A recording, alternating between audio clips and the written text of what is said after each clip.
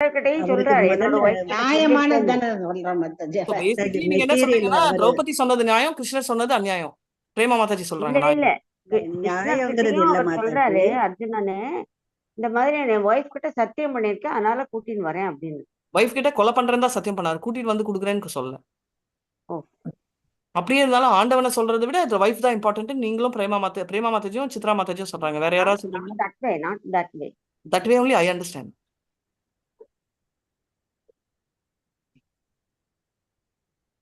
சரி, நான் ஒரு சின்ன எக்ஸாம்பிள் சொல்றேன், அதுக்கு ஆன்சர் சொல்லுங்க. நான் பிரேமா மாதாஜி வீட்டுக்கு டிராவல் பண்ணிட்டு நைட் எல்லாம் சுத்திட்டு வந்து அவங்க வீட்டுல உட்காந்துருக்கேன். ஓகே, ஏகாதசி இன்னைக்கு 7 மணி. நான் பிரேமா மாதாஜி எனக்கு என்ன பண்ணணும்? ஃபாஸ்டிங்க முடிக்கிறதுக்கு ஏதாவது பண்ணி ஃபாஸ்டிங் பிரேக் பண்றதுக்கு ஃபுட் கொடுக்கணும் பிரேமா மாதாஜி. மாதாஜி எனக்கு வந்து ஃபாஸ்டிங் பிரேக் பண்ணோம், எனக்கு ஜஸ்ட் ஒரே ஒரு ஸ்பூன் அரிசி கொடுங்க போறோம் அப்படின்றேன். சோ பிரேமா மாதாஜி எனக்கு ஒரு ஸ்பூன் அரிசி கொடுப்பாங்களா கொடுக்க மாட்டாங்களா? கொடுப்பாங்க. அரிசியே கொடுக்க மாட்டேன் மாதாஜி, சமைச்சு பிரசாதமா கொடுப்பேன் மாதாஜி. சோ எனக்கு ஒரே ஒரு ஸ்பூன் பிரசாதம் ஒண்டி நான் ஒரு ஸ்பூன் சாப்பிட்டுருவேன். போருமா மாதாஜி? நான் கிளம்பி போயிடலாம்ல வீட்டுக்கு?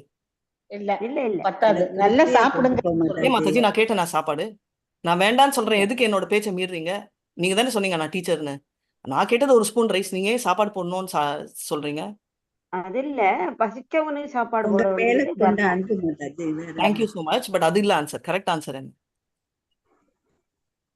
இல்ல மாதாஜி, யாரா இருந்தாலும் சாப்பிடணும். இல்ல சாப்பிட்டாதான் சந்தோஷமா இருக்கும்.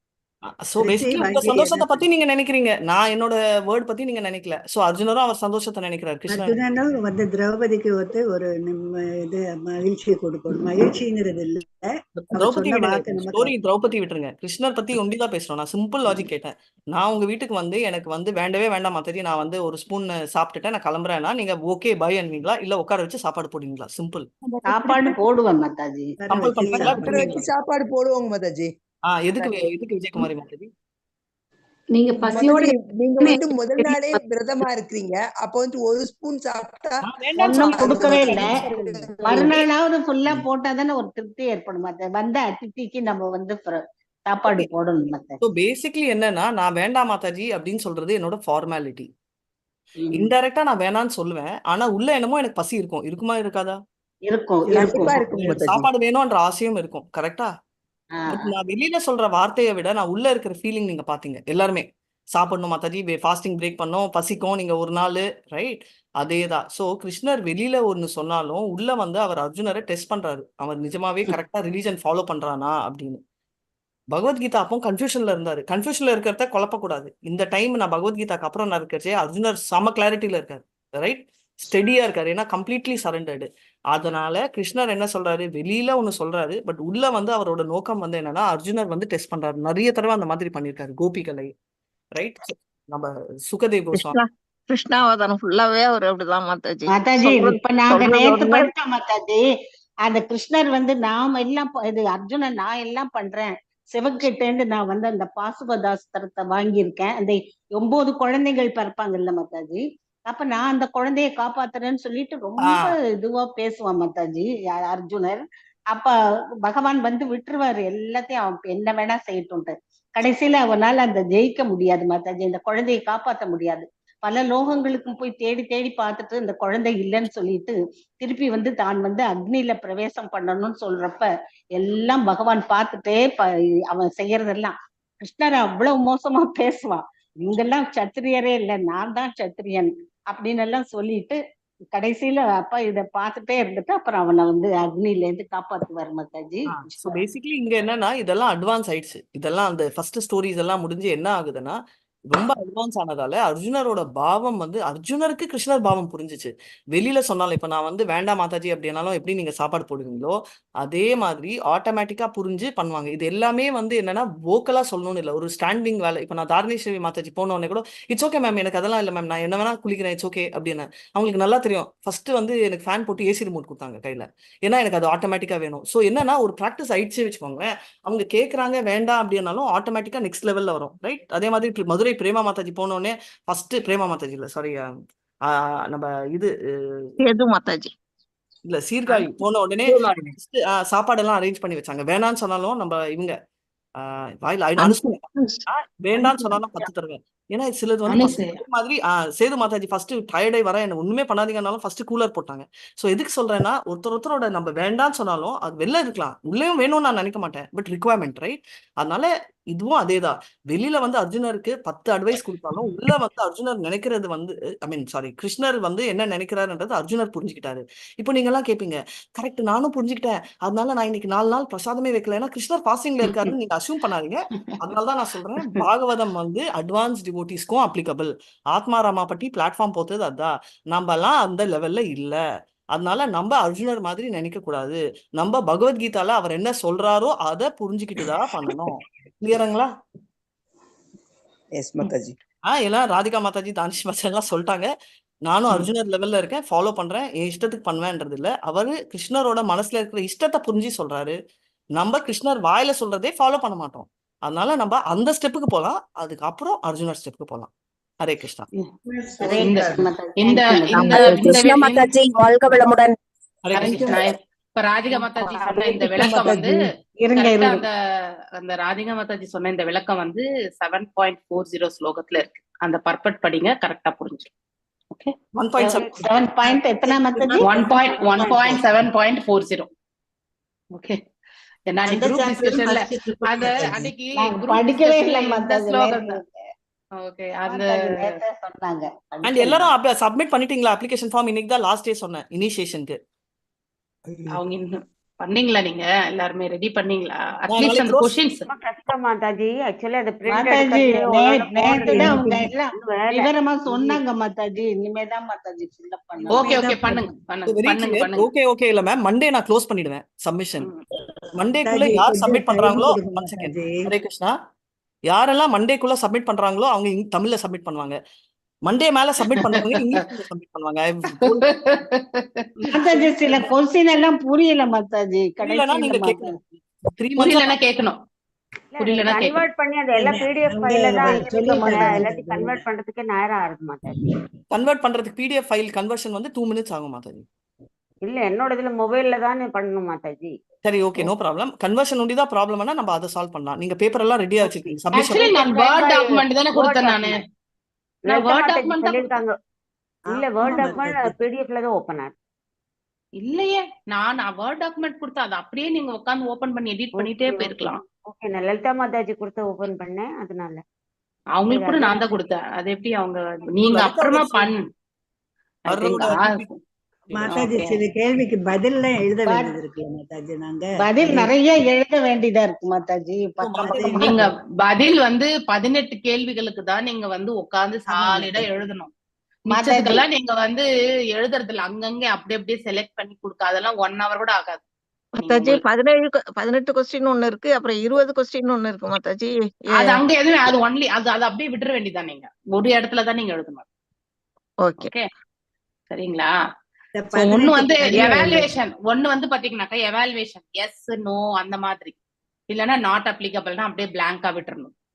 ஓகே சோ அந்த செக்லிஸ்ட்ல இதுல இருக்கிறதெல்லாம் நம்ம ஃபில் பண்ணிடணுமா மாதாஜி? மாதாஜி அந்த 15 செக்லிஸ்ட்ல அந்த செக்லிஸ்ட்ல இருக்கிறது வந்து பாத்தீங்கன்னா நீங்க வந்து யூ ஹேவ் டு ஒரு நிமிஷம் இப்ப உங்களுக்கு நான் காட்டிடுறேன். ஏன்னா அதெல்லாம் வந்து உங்களுக்கு வந்து மாதாஜி இல்ல 9th கொஸ்டின் ஆ, 13 14 15 ஒரு நிமிஷம் நீங்க என்னோட ரெக்கார்டிங் எடுத்து பார்த்தாலே உங்களுக்கு நல்லா அது புரிஞ்சிடும். ஒன்றும் இல்லை. நான் வந்து சப்மிஷன் ஃப்ரைடேன்றாச்சு எதுக்கு ஃப்ரைடே டவுட்டு? நம்ம வந்து டிசம்பர்ல ஸ்டார்ட் பண்ணோம். டிசம்பர் ஆச்சு, ஜனவரி ஆச்சு, பிப்ரவரி ஆச்சு, மார்ச்ல கிளியரா 3 monthsக்கு நம்ம என்ன பண்ணிட்டு இருக்கோம் அந்த ஃபார்மை வச்சுட்டு. நான் சப்மிஷன் மண்டே சொன்னேன், பட் டெஃபினட்டா நான் மண்டே க்ளோஸ் பண்ண போறேன். ஷுவர். யாரை நான் மேம் நிஜமா க்ளோசிங் சென்ட் தம் டு இங்கிலீஷ்ல தே வில் ப்ராசஸ். ஏன்னா தமிழ் வந்து லாங்குவேஜ் வந்து கொஞ்சம் சீரியஸ்னஸ் இருக்கணும் இனிஷியேஷன் எடுக்கிறவங்க. அண்ட் எல்லாருமே லெவல் 5ல இருக்கிறவங்க இந்த ஆன்சர்ஸ் லெவல் 1 2 எல்லாம் எழுதுறாங்க. ஆன்சர் வந்து எவ்வளவு எக்ஸலண்டா எழுதுறீங்கன்றது இம்பார்ட்டன்ட் இல்ல, எவ்வளவு கரெக்ட் டைம்ல இம்பார்ட்டன்ட். ஷார்ட்டா எழுதுங்க, ரொம்ப எழுத வேணும்னு அவசியம் கிடையாது. சிலதெல்லாம் தெரியல மாதாஜி. அது அதை கேளுங்க மாதாஜி, கேளுங்க. அதுதான் சொல்றேன். கேளுங்க, தெரியலன்னா நீங்க கேட்கணும் கேட்கணும் கேட்கணும். அது after தெரியாம நீங்க பேசவே கூடாது. நீங்க ஒரு accepting நாள் 10 second initiation பேசுறீங்க. இது தெரியல Mataji. It is said that one should assist the spiritual master in spreading the hair Krishna Sankirtan movement of Lord Chaitanya Mahaprabhu. Are you convinced that to this in doing this? Yes இல்லையா? You are that is correct ஒன்லினா? Are you convince means உங்களுடைய perspective கேக்குறாங்க மாதாஜி. உங்களுக்கு வந்து சைத்தன்யாவோட இப்ப சொன்னதுதான் மாதாஜி, கிருஷ்ணரும் சைத்தன்யாவும் ஒரே வார்த்தை தான். நீங்க கன்வின்ஸ் ஆனீங்களா இல்லையா? எஸ்ஸா நோவா அது சொல்லுங்க பிரேமா மாதாஜி. அதுதான் எஸ். அத எஸ்ன்னு போடுங்க. அவ்வளவு போட்டா போதுமா மாதாஜி? எழுத வேற என்ன வேண்டாமா? பண்ணுவீங்க? நீங்க என்ன எழுத பண்ணீங்க? Ma'am I log out ma'am. Hare Krishna. Okay. Thank you. இல்ல, இந்த அது பாரு அது இந்த அது மாதிரி கொஸ்டின்ஸ் எல்லாம் போடுங்க. நீங்க பாத்தீங்கன்னாக்கா எஸ் அவ்வளவுதான் மாதாஜி. நீங்க நிறைய எதுவுமே பண்ண முடியாது. இங்க பாருங்க, நான் எஸ் நோ அது மாதிரி தான் கொடுத்துருக்கேன். கொஞ்சம் வெயிட் பண்ணுங்க மாதாஜி, சொல்லுங்க. நான் ஆல்ரெடி உங்களுக்கு ரெக்கார்டிங்லயே நான் அதுதான் சொல்லியிருக்கேன். நீங்க அப்படின்னா அந்த ரெக்கார்டிங்கே பாக்கலன்னு நினைக்கிறேன். That's what I am seeing. அதுக்கெல்லாம் உட்கார்ந்து டைமுமே இல்ல மாதாஜி. ரெக்கார்டிங் வருதா மாதாஜி? கிளாஸ் அட்டன் மாதாஜி பண்ணிட்டு இருக்கோம், வீட்டு வேலை செய்ய சரியா இருக்கு. அப்படிங்களா? ஓகே. வியூ இது ரொம்ப சின்னதா இருக்கு இது எழுத்து. இந்த 18 கேள்வி மாதாஜி தனி பேப்பர்ல எழுதி அட்டாச் பண்ணணுமா மாதாஜி? ஆமா மாதாஜி, அது மட்டும் தனியா எழுதணும். அதுதான் பண்ணணும்னு உங்களுக்கு. அதுதான் முதல்ல இருந்தே நீங்க இதெல்லாம் ஃபர்ஸ்ட் அப்படியே கொடுத்துருங்க. ஃபர்ஸ்ட் நீங்க அந்த பிளேலிஸ்ட்ல போயிட்டு முதல்ல நான் பண்ணி இருக்கக்கூடிய அந்த இதை வந்து எடுத்து பாருங்க. ஓகே, ரொம்ப முக்கியம் அது. எப்போ அனுப்பியிருக்கீங்க? வெரி பிகினிங்ல உங்களுக்கு நான் இதுதான் அப்ளிகேஷன் வேர்ட் டாக்குமெண்ட் மாதாஜி. நான் இதை இந்த செஷன் ஆன பிறகு நான் அந்த இனிஷியேஷன் குரூப்ல போடுறேன். இதெல்லாம் ஜஸ்ட் ஃபில்லிங் தான் மாதாஜி. 1 hour தான் மாதாஜி ஆகும் உட்காந்து நீட்டா. இதெல்லாம் எஸ் நோ இங்க ஆல்ரெடி ஆப்ஷனே கொடுத்துருக்காங்க. இந்த டேட்ஸ் இருந்தா நீங்க என்ன அதெல்லாம் இதுதான் நீங்க வந்து கொஸ்டின்ஸ், பிராக்டிக்கல் கொஸ்டின்ஸ் இது எல்லாமே நீங்க 20 இது இங்க வந்து முடிஞ்ச பிறகு இந்த சேம் கொஸ்டின்ஸ் தான் நீங்க வந்து அங்க ஆன்சர்ஸா எழுத போறீங்க. இங்க எதுவுமே டச் பண்ணாதீங்க. This one you leave it blank. Okay, ஏன்னா இதே கொஸ்டின் தான் பின்னாடி வந்து நமக்கு வரும் இங்க. ஓகே, சோ ஒரு நிமிஷம். இதெல்லாம் நீங்க வந்து கிரகஸ்தா இதெல்லாம் வந்து எஸ் நோ உங்களுக்கு அது நாட் அப்ளிகபிள்னா நீங்க அப்படியே blank விட்டுடுங்க. ஓகே, ஸோ அதை வந்து நீங்க அப்புறமா ஃபைனலா ஒரு வாட்டி ரிவ்யூ பண்ணும்பொழுது வாட் ஆர் த குவாலிஃபிகேஷன்ஸ் இதெல்லாம் வந்து ஆல்ரெடி இதை வந்து நீங்க எதுவுமே பண்ணாதீங்க. Don't do. Who rights the philosophical test need not answer this. philosophical checklist those who are not competent literature need. அதாவது எழுத படிக்க தெரியாதவங்களுக்கு தான் இந்த எஸ் நோ இது வந்து கொஸ்டின் கேட்டு அங்கேயே ஆன்சர் பண்ணிக்குவாங்க. Yes no. அதனால இந்த 20 கொஸ்டின்ஸ் நீங்க எதையுமே டச் பண்ணாதீங்க. புரிஞ்சுதுங்களா? Any doubts? ஏதாவது டவுட் இருக்குங்களா மாதாஜி? டேஷ் டேஷ் பண்ணுமா? எதுவுமே பண்ணாதீங்க. இந்த மேல இருக்கக்கூடிய இது மட்டும்தான், இந்த 30 கொஸ்டின்ஸ் தான் எஸ் ஆர் நோ அப்படிங்கறது வந்து பண்ணணும். இதுல உங்களுக்கு ஏதாவது டவுட் இருந்தா நீங்க லலிதா மாதாஜியே கேட்கலாம், அவங்க ஆல்ரெடி பண்ணிருக்காங்க. ஓகே, இல்லைன்னா என்னையே கேளுங்க. Okay, not an issue. Radhika Mataji கேளுங்க, என்ன கேளுங்க. இந்த இருக்கக்கூடிய இந்த 20 கொஸ்டினை நீங்க டச்சே பண்ண வேண்டாம். நான் 10 வாட்டி சொல்லிட்டே இருக்கேன். யாரெல்லாம் இன்னைக்கு அட்டென்ட் பண்ணலையோ அவங்களுக்கு தயவு செஞ்சு சொல்லுங்க. ஓகே, இது வந்து இங்க கிளியர்லி கொடுத்துருக்காங்க. Note, who writes the philosophical test need not answer this. நீங்க ஆல்ரெடி எழுதிருக்கேன் கடைசியில இல்லையா? you are writing that 18 questions எழுதுறீங்க ஆன்சர் இல்லையா? philosophical checklist those who are not competently literature. இந்த இது வந்து எதுக்குனாக்கா need to answer 90 to 100% accurately to the following questions. this is for the illiterate. Okay, or not completely literate அப்படின்னு சொல்லிட்டாங்க. இல்லிட்ரேட்னு எழுதவே வேண்டாம்னு சொல்லிட்டு அவங்க அந்த அளவுக்கு பாசிட்டிவ் ஆட்டிடியூட்ல கொடுத்துருக்காங்க. ஆனால் லிட்ரேட்னு நீங்க முன்னாடி இருக்கக்கூடிய do not அப்படின்னு அதை முட்டுறாதீங்க நீங்க. ஓகே, சோ எழுத படிக்க தெரியாத பாமரர்களுக்கு வாய் வழியா அவங்க வந்து இந்த கொஸ்டின்ஸ் கேட்பாங்க. அதுக்கு அவங்க அந்த இடத்துல டைரக்டா ஆன்சர் பண்ணும்பொழுது அவங்க கிளியர் பண்ணாங்களா இல்லையான்றத வந்து கிரேட் போட்டுன்னே போயிடுவாங்க. ஓகே, புரிஞ்சுதுங்களா? ஆனால் நாம எல்லாரும் எழுத படிக்க தெரிஞ்சவங்க. ஆனால் இது அட்டென்ட் பண்ணணுமா? Is it required? Okay. Then I think you should leave this. இதை நான் முன்னாடி கூட சொல்லியிருக்கேன். ஆனால் மீண்டும் இப்ப வலியுறுத்தி சொல்றேன், இந்த பார்ட்டை அப்படியே விட்டுருங்க. இதேதான் நாம வந்து பின்னாடி எழுத போறோம், பட் டிஃப்ரெண்ட் ஃபார்மேட்ல கொஸ்டின். இது சிம்பிளா கேட்டிருப்பாங்க, அங்க கொஞ்சம் நம்ம டீட்டெயிலா எழுத வேண்டியிருக்கும். Okay, so why I take இங்க வந்து நீங்க வந்து உங்களால முடிஞ்ச ஒரு 10-15 வரி எதுக்கு நீங்க இனிஷியேஷன் எடுத்துக்கிறீங்க, இல்லை எப்படி நீங்க வந்து ஜெயபாதக சாமி மகாராஜ் மேல உங்களுக்கு அந்த ஈடுபாடு, ஒரு குரு என்ற ஸ்தானத்துக்கு, அதை வந்து வாட் மேட் யூ டு அவரை வந்து குருவா தேர்ந்தெடுக்கிறதுக்கு உங்களுக்கு என்னெல்லாம் உங்களுக்கு தோணிட்டு இல்லையா, அவருடைய செயல்கள் இதெல்லாமே நீங்க வந்து கேட்டு இல்லையா. ஸோ அவருடைய புகழா குளோரிபிகேஷன்ல நம்ம கேட்டதுனால தான் இந்த இதுக்கு பாதைக்கே வந்தோம். நீங்க எப்படி இந்த இஸ்கான் பண்ணீங்க, என்ன கோர்ஸ் ஜாயின் பண்ணீங்க, இப்ப என்ன பண்ணிட்டு இருக்கீங்க, அதெல்லாம் எழுதி அதுக்கப்புறம் வந்து நீங்க எழுதலாம். Right in your own words. உங்களுக்கு எந்த எதையாவது படிச்சு கிடிச்சு தான் எழுதணுன்றதுலாம் கிடையாது. நீங்க என்ன உணர்ந்திருக்கீங்களோ அது அப்படியே அந்த பாவத்தை இந்த இடத்துல ஜஸ்ட் நீங்க சைன் பண்ணணும். பேரு சைன், அவ்வளவுதான்.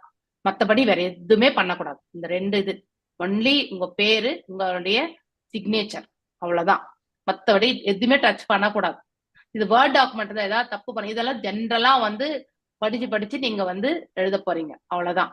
இது வந்து சிம்பிள் கொஸ்டின். நாம நம்ம கிடையாது இல்லையா? சோ நீங்க இஸ்கான் டெம்பிளோட எஸ்னா மேங்களூர் இஸ்கான் கொடுக்க போறீங்க. இதெல்லாம் சிம்பிள் தான். உங்களுக்கு ஒரு எதுவுமே கிடையாது. எத்தனை ரவுண்ட்ஸ் பண்றீங்க, எல்லாம் பண்றீங்க. சில கொஸ்டின்ஸ் எல்லாம் உங்களுக்கு நாட் அப்ளிகபிள்னா அதை டச் பண்ண வேணாம், அப்படியே விட்டுருங்க நீங்க. ஓகே சரி. நாம இப்ப ஏஜ் மாதாஜி இப்ப ஃபில் அப் பண்ணதுல எப்படி வாட்ஸ்அப்ல உங்களுக்கு அனுப்பணுமா அல்லது வெறும் ஸ்கேன் பண்ணி அனுப்பணுமா? உங்களுக்கு அனுப்பணுமா?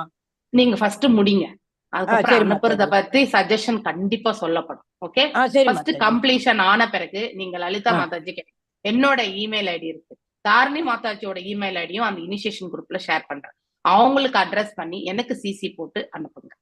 ஓகே சோ அவங்க ரிவ்யூ பண்ணி நீங்க இந்த மாசத்துல வந்து இத ஜஸ்ட் ஒரு நாள் உட்காந்தீங்கன்னா முடிச்சிடலாம். இது ஏன் நம்ம வந்து எடுத்து உங்களுக்கு என்ன ஒரு ப்ராப்ளமே கிடையாது. இது வந்து ஐடிசி கொஸ்டின்ஸ் வந்து நீங்க கீழே இருக்கக்கூடிய இது எல்லாமே எது அப்ளிகபிளோ. இப்ப பாத்தீங்கன்னா சில பேர் விடோவா இருக்கும் இல்லையா, அவங்களுக்கு ஸ்பௌஸ் இருக்க மாட்டாங்க. சோ அந்த மாதிரி ரிலேட்டடான இது எல்லாம் ஃபேமிலி லைஃப், கிரகஸ்தா லைஃப் எங்க லீட் பண்றீங்க அப்படிலாம் கேட்பாங்க. சோ அதெல்லாம் நீங்க வந்து விட்டுடலாம். You no need to touch இல்லையா. ஓல்ட் ஏஜ் இந்த மாதிரி இருக்கிறவங்களுக்கு வந்து அந்த பாகம் யாருமே வந்து இதை ஏன் நீ ஃபில் பண்ணுன்னு கேட்க மாட்டாங்க. Whichever is applicable only you should fill. இதுல எல்லாமே இந்த கொஸ்டின்ஸ் நமக்கு வந்து எது அப்ளிகபிளோ அது மட்டும் ஃபில் பண்ணா போதும். எல்லாமே ஃபில் பண்ணணும்னு கிடையாது. மாதாஜி நீங்க கொடுத்திருக்கீங்க பிளேலிஸ்ட், அத பார்த்து எழுதினாலே போதுமா மாதாஜி? அத பாருங்களேன் ஃபர்ஸ்ட். அப்படியே பார்த்து எழுதிடலாமா? அதாவது எங்களுக்கு தேவையானது ஆமா சரி உங்களுக்கு தேவையானது. நான் அதாவது ஃப்ரண்ட்ல என்னோட அப்ளிகேஷன் தான் நான் உங்களுக்கு கொடுத்திருப்பேன் சாம்பிள். ஆமா மாதாஜி. அங்க உங்களுடைய டீடைல்ஸ் போடுங்க, என்னோட டீடைல்ஸ். சரி அது புரியுது மாதாஜி. அவ்வளவுதான். பாக்கி இந்த क्वेश्चन ஆன்சர்ல நாங்க உங்கள மாதிரி எஸ் நோல நாங்க சேமா தான இருக்கும் மாதாஜி. அத பார்த்து எழுதலாம்ல? ஆமா அதாவது நீங்க என்ன ஒவ்வொருத்தர் இனிஷியேட்டிவ் வந்து நீங்க வந்து எல்லாருமே ஷெல்டர் எப்ப எடுத்தீங்க அப்படிங்கறது இருக்கும். அந்த டேட் கொடுக்கணும் இல்லையா? சோ இப்ப நீங்க எல்லாரும் சில பேர் வந்து மாயாப்பூர்ல ஷெல்டர் எடுத்தீங்க இல்லையா, அந்த டேட்ஸ் அப்படியே போட்டுருங்க. நீங்க சில பேர் 6 மாசத்துக்கு முன்னாடி வந்து ஷெல்டருக்கு வந்து ஃபார்ம் சப்மிட் பண்ணிருப்பீங்க இல்லையா. சோ நீங்க எப்ப ஷெல்டர் ஃபார்ம் சப்மிட் பண்ணீங்களோ அந்த டேட்டே போட்டுருங்க. No issues at all. So உங்ககிட்ட ஷெல்டர் ஃபார்ம் இருக்கும், ஷெல்டர் ஃபார்ம் சப்மிட் பண்ண டேட் இருக்கும், அந்த டேட் அப்படியே போட்டுருங்க. புரிஞ்சதுங்களா? எங்க இருக்கும் மாதாஜி அந்த ஷெல்டர் ஃபார்ம்? மாதாஜி நீங்க தான் கொடுத்திருப்பீங்க, எனக்கெல்லாம் அனுப்பிச்சிருக்கீங்களே ஷெல்டர் ஃபார்ம். உங்ககிட்ட இல்லீங்களா? டேட் தெரியலையே மாதாஜி. என்னைக்கு அனுப்பிச்சீங்கன்னு இருக்கும்ல மாதாஜி. உங்க பொண்ணுதான் அனுப்பிச்சாங்கன்னு நினைக்கிறேன். செக் பண்ணுங்க, டேட் இருக்கும். ஓகே மெயில் அனுப்பிச்ச டேட் இருக்கும், அதே டேட் தான் நாங்க கண்டிப்பா ஃபில் பண்ணிருக்கோம். ஓகே சோ அது வேணா உங்களுக்கு டவுட் இருந்தா அது பிளாங்கா விட்டுருங்க, நாங்க அப்புறமா அதை பண்ணிக்கிறோம். ஓகே சரிங்களா? சோ இந்த கொஸ்டின் கீழே வந்து what are the qualification of a bonafide spiritual master. Okay so இத வந்து நீங்க குவாலிஃபிகேஷன் என்னன்றது வந்து உங்களுக்கு கண்டிப்பா தெரியும் இல்லையா?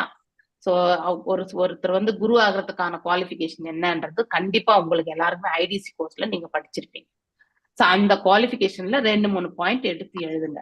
ரெஃபரன்ஸ் பண்ணனும்னா கூட முன்னாடிதான் மாதாஜி தெரியல. 15 12 9 தெரியல, 12 13 14 15 அதெல்லாமே. Why do we chant Hare Krishna rather than pious activities? What is the difference between chanting and the புண்ணிய கர்மாஸ்? இது ரொம்ப ஜெனரிக்கான கொஸ்டின் ஆக்சுவலி. புண்ணிய கர்மங்கள் வந்து நமக்கு வந்து அதாவது நன்மையான பலன்களை அனுபவிக்க உதவுகிறது இல்லையா? அது யாரும் மறுக்க முடியாது இல்லையா? நல்ல செல்வ செழிப்பு. சோ புண்ணியங்களுக்கு வந்து ஒரு உயர்வான ஒரு ஸ்தானத்தை, அதாவது வாழ்நிலையை வந்து இந்த பிரபஞ்சத்துல நமக்கு ஏற்படுத்தி கொடுக்கும். இந்த பிரபஞ்சத்துல பௌதிக உலகத்துல அது மேல் உலகத்துல பயன்படவே படாது புண்ணியங்கள் வந்து இல்லையா? ஆனா அதே வந்து நம்ம வந்து ஹரிநாம சங்கீர்த்தனம் பண்ணுவதால மேன்மையான ஒரு நிலை, இந்த புண்ணிய கர்மங்களை விட இன்னும் மேன்மையானது. நீங்க ஜஸ்ட் லாஜிக் அப்ளை பண்ணணும். சோ எது நமக்கு விடுதலை கொடுக்கிறது? ஹரிநாம சங்கீர்த்தனம் தான் கொடுக்குது. உயர்வான இது பகவானின் திருப்பாதங்களை சேர்வதற்கு, அவருடைய உலகத்தை சேர்வதற்கு அது உதவுகிறது. நம்ம புண்ணிய கர்மங்கள் வந்து இங்க இருக்கக்கூடிய பௌதிக உலகத்திலே நம்ம மேல் உலகத்துக்கு போய் திரும்பி வந்துட்டேதான். அந்த புண்ணியங்கள் ஆன பிறகு மீண்டும் இந்த இடத்துல வரணும். இதை நீங்க நிறைய வாட்டி கேட்டிருப்பீங்க, நானே நிறைய வாட்டி சொல்லியிருக்கேன் இல்லையா? Just think and then what other question Mataji சொல்லுங்க. இருங்க Mataji. It is said that at the 13 time of, Mataji. it is said that 13. at the time, yeah, it is said that at the time of accepting Harinam initiation, the disciple is to follow the orders of spiritual master in his life, even life after it. Do you believe in this? Does one need to accept a spiritual master? Why? Yes. ஒரு முறை நமக்கு வந்து initiation கொடுத்துட்டாங்கன்னா அவர் நம்ம கடைசி வரையில போய் பகவான் திருப்பாதங்கள் சேர்ற வரைக்கும் அந்த ஸ்பிரிச்சுவல் மாஸ்டர் இங்கதான் இருப்பார். அவர் வைகுண்டமே போக முடியாது, கோலோக வைகுண்டத்துக்கு. அதுதான் அவங்க நிறைய வாட்டி சொல்லியிருக்கேன் இல்லையா? சோ இன்னும் கூட வந்து அவங்க வந்து அவங்களுடைய டிசைபிள்ஸ் இப்படி வந்து பாத்தீங்கன்னா அது ஒரு செயின் இல்லையா? அந்த சங்கிலி தொடர்பு மாதிரிதான். சோ கடைசி பக்தன் வரைக்குமே இல்லையா, அதாவது டிசைபிள் வரைக்குமே, அதாவது சிஷ்யர் வரைக்குமே வந்து பகவான் திருப்பாதங்கள் சேர்ற வரைக்குமே it is the responsibility of the spiritual master to get guide. அவங்களை எப்படி வேணாலும் ரட்சிக்கணும். அதுக்குதான் மெயினா வந்து ஸ்பிரிச்சுவல் மாஸ்டரே. ஹரிநாம் இனிஷியேஷன், ஆமா, ஈவன் லைஃப் ஆஃப்டர் லைஃப் அவங்கதான் நம்ம கூடவே இருப்பாங்க கடைசி வரைக்கும். நமக்கு தெரியாது, ஆனா ஏதோ ஒரு ரூபத்துல வந்து நம்மள வந்து ரட்சணை பண்ணி அழைச்சிட்டு போவாங்க.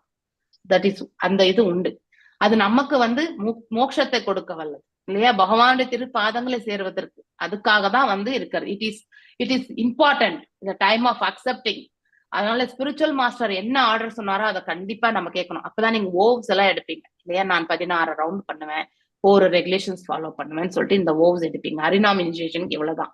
சோ பூண்டு வெங்காயம் சாப்பிட மாட்டோம், காஃபி டீ, அதாவது அதெல்லாம் வந்து இன்க்ளூசிவ் அதெல்லாமே. ஓகே, 4 ரெகுலேஷன்ஸ் வந்து கண்டிப்பா ஃபாலோ பண்ணுவேன். அடுத்து இந்த 16 ஜபம் பண்ணுவேன்றதுதான் நம்ம ஓத் எடுக்கிறதே அங்க. சோ அதை வந்து கண்டிப்பா நம்ம ஃபாலோ பண்ணுவோம். வி கேனாட் தேர்ட் அஃபென்ஸ் எது நம்ம வந்து டெய்லி அந்த மங்களாரத்தியில பண்றோம் இல்லையா? சோ நம்ம disobeying the orders of spiritual master is the offense actually இல்லையா? சோ 16 ரவுண்ட்ஸ் வந்து பகவான் பண்ண வைப்பார். You should have confidence actually. நமக்கு உடல் உபாதைகள் உண்டு இல்லைன்னு நம்ம சொல்லல, ஆனா பண்ண வைப்பார். அந்த நம்பிக்கை தான் நம்ம வளர்த்துக்கணும். அப்படிப்பட்ட ஒரு நம்பிக்கை வளர்க்கும் பொழுது கண்டிப்பா கடைசி மூச்சு வரை இருக்கிற வரைக்கும் நம்மளால வந்து அந்த 16 ரவுண்டு பண்றதுக்கான பிராப்தத்தை குருவும் கொடுப்பாரு. குருனுடைய ரட்சணை இருக்கும் பொழுது கண்டிப்பா பகவானுடைய ரட்சணையும் உண்டு. ஏன்னா குரு கொடுக்கக்கூடிய ரட்சணை எல்லாம் பகவான் கொடுக்கக்கூடிய வரங்கள் தான். குருவுக்கு கொடுக்கறது பெனிடிக்ஷன்ஸ், அதான் நம்ம டெய்லி சம்சாரதாவா பாடுறோம் இல்லையா? சோ குருனுடைய முக்கியத்துவம் பற்றி படிக்கிறோம். So I think இது புரிஞ்சுதுங்களா? 13th question. What is the position of the CBG body ன்னு ஒரு கேள்வி பாருங்க. ஆமா, அது நீங்க படிச்சீங்கன்னா படிக்கலாம். அது இதுல இருக்கு, ஐடிசி இதுல. ஆமா, அந்த இதுல. ஏன்னா அவங்கதான் இட் இஸ் த கவர்னிங் இல்லையா? அவங்க சரி அந்த போர்ட் ஆஃப் கமிஷன், அவங்க கமிட்டி வந்து பாத்தீங்கன்னாக்கா அவங்கதான் அத்தாரிட்டி, ஹையஸ்ட் அத்தாரிட்டி. அந்த கமிட்டி மெம்பர்ஸ் தான் வந்து இந்த ஆர்கனைசேஷன் எப்படி எடுத்துட்டு போகணும். அடுத்து வந்து ஆல்ரெடி பிரபுபாதர் வந்து அந்த ரூல்ஸ் எல்லாம் பண்ணி வச்சுட்டு போயிருக்காரு. அதை அவங்க அப்படியே வந்து ஃபாலோ பண்ணணும். தே ஆர் கவர்னிங் ஆக்சுவலி இல்லையா? யாருமே இண்டிவிஜுவல் என்டிட்டியா, எந்த ஒரு டெம்பிளுமே இண்டிவிஜுவல் என்டிட்டியா, அதாவது இட் வில் நெவர். இப்ப கேஸ் ஒண்ணு நடந்துட்டு இருக்குல்ல, எல்லாருமே நம்ம நரசிம்ம ஸ்துதி 108 டைம் சொல்லிட்டு இருப்போம் இல்லையா? So that is not adhering the GBC body. Okay, that is against Prabhupada's principle only. They are actually in the action. So Bangalore ISKCON is like that only. அந்த ஆர்கனைசேஷன் இப்போ அப்படிதான் ரன் ஆயிட்டு இருக்கு, இண்டிவிஜுவலா நடந்துட்டு இருக்கு. அது தப்பு. அப்போ நாளைக்கு எல்லாருமே பெங்களூர் ISKCON ஒரு ரோல் மாடலா எடுத்துட்டு, see we don't have anything on devotees, ஆனா organisation it has to adapt to the principles இல்லையா? சோ ஒரு குருனுடைய இடத்துல கூடிய பிரின்சிபல்ஸ் நம்ம ஃபாலோ பண்ணும்போது அவர் குரு பண்ணிட்டு போன அந்த பிரின்சிபல்ஸையும் நம்ம கடைசி வரைக்கும் எடுத்துட்டு போவோம் இல்லையா? அதுக்குதான் இப்ப சுப்ரீம் கோர்ட்ல வின் பண்ணணுன்றதுக்காக நாம சொல்லக்கூடிய prayers. It is the highest position. Governing body is the group of members இல்லையா? அவங்க வந்து இந்த இதெல்லாமே எப்படி எடுத்துட்டு போகணுன்றது பிரபுபாதர் வந்து பண்ணிட்டு போனதை வந்து அவங்க வந்து பராமரிக்கிறாங்க. அதை வந்து நடைமுறைப்படுத்தி கொண்டு மெயின்டைன் பண்ணின்னு வராங்க. சோ எனி டிசிஷன் அந்த மீட்டிங்ல தான் எடுக்கப்படும். எவ்வாறு எடுத்துட்டு போகணும் அப்படின்றது பேஸ்ட் ஆன் கோட்பாடுகள் எல்லாமே பிரபுபாதர் சொல்லிட்டு போனதெல்லாம் வச்சு அவங்க எடுப்பாங்க. That is the position. It's the highest position in the ISKCON actually. நீங்க அதை படிச்சுட்டு எழுதணும் நீங்க ஐடிசில. Mataji, 15 Mataji, after accepting initiation, it is said that one should assist the spiritual master spreading the hair. Krishna Sankirtan movement, at the moment Lord Chaitanya. Yes, you should be. Yes, you should assist the. Yes, நீங்க பண்ணணும். அதுதான் நான் எல்லாம் என்ன பண்ணிட்டு இருக்கீங்க உட்காந்துட்டு spiritual master என்ன, அவர் என்ன, நம்ம டைரக்டா போய் அவருக்கு பிசிக்கல் வாக்கு சேவை பண்ண முடியாது. வாணி சேவை தான் நம்மளால பண்றதுக்கு பாக்கியம் இருக்கு. எந்த சேவை கிடைக்குதோ அந்த சேவை பண்ண வேண்டியதுதான். வி ஷுட் அசிஸ்ட் இல்லையா? சோ இதுவே சங்கீர்த்தனம், சைத்தன்ய மகாபிரபுடைய சங்கீர்த்தன இயக்கம் தான் நம்ம பிரபுபாதர் எடுத்து வந்திருக்கிறதே இல்லையா? ஃபர்ஸ்ட் போஸ்டன் போனப்போ அவர் என்ன பண்ணாரு, அந்த பார்க்ல உட்காந்துட்டு ஹரிநாமம் தான் பண்ணாரு. ஏங்க So, தண்ணி சரியா? கொதிக்குது. Hare Krishna Hare Krishna Krishna Krishna Hare Hare Hare Ram Ram Ram Hare. So are you convinced to do this? உங்களுக்கு ஒப்புக்கொள்கிறீர்களா அப்படின்னாக்கா எஸ் எஸ் எஸ் எழுதணும். In doing this one may breach the glories of holy name forcibly to envious person. அதாவது பொறாமை பிடிச்சவங்களுக்கு வந்து ஃபோர்ஸா நம்ம கண்டிப்பா சொல்லிக் கொடுக்க முடியாது. அப்ப நீங்க வந்து சொல்லலாம், 4 விதமான மனிதர்களுக்கு இந்த ரகசிய ஞானம் சொல்லவே கூடாதுன்னு பகவான் சொல்லியிருக்காரு. You can refer that shloka பகவத்கீதையில. You can't force envious person. அதுக்கு ரொம்ப ரொம்ப கஷ்டம். அப்படிப்பட்டவங்களை நம்ம வந்து ஒன்லி பிரேயர்ஸ் பண்ணலாம். We can only do prayers for the envious person to get a good life, அரே பேலன்ஸ்டு லைஃப், அரே realisation life, God realisation life. அதுதான் நம்ம பண்ண முடியும். அவங்களுக்கு எடுத்து உரைக்க முடியாது. ஃபார் திஸ் 4 டைப் ஆஃப் இல்லையா, பக்தி இருக்கிறவங்க, ஆனா அது பக்தியை பற்றி தெரிஞ்சு பக்தி பண்ணாதவங்க, பக்தி அற்றவர்கள் இல்லையா, பொறாமை உடையவர்கள், அசுர இயல்புடையவர்கள், இந்த 4 பேருக்கு எல்லாமே வந்து இந்த ரகசிய ஞானத்தை வந்து எடுத்துரைக்கவே கூடாதுன்னு பகவான் சொல்லியிருக்காரு இல்லையா? அதை போய் நீங்க அதை அப்படியே எழுத வேண்டியதுதான், அந்த ஸ்லோகன் நம்பர் போட்டு இந்த பிஜி இந்த 18 பாயிண்ட் சம்திங் அப்படிங்கிற அந்த ஸ்லோகன் நம்பர் போட்டு ஐ திங்க் 54 or 55. தமிழ்ல தானே மாதாஜி எழுதணும் எல்லாத்தையும்? மத்தாஜி உங்களுக்கு எப்படி கன்வீனியன்ட்டா எந்த லாங்குவேஜோ அந்த லாங்குவேஜ் எழுதலாம். தமிழ்லயும் எழுதலாம், இங்கிலீஷ்லயும் எழுதலாம், உங்க choice. Okay, so option is yours. Mataji 15 Mataji. இப்பதான் 15 இப்பதான் உங்களுக்கு சொன்னேன். அது 15. அடுத்தது இது 16 மாதாஜி. After expecting initiation what is the duty of the disciple in regard to increase one service and surrender to Krishna. After initiation, is it all right to chant less rounds? Illa. You have to, minimum is 16 rounds you have to do. Okay.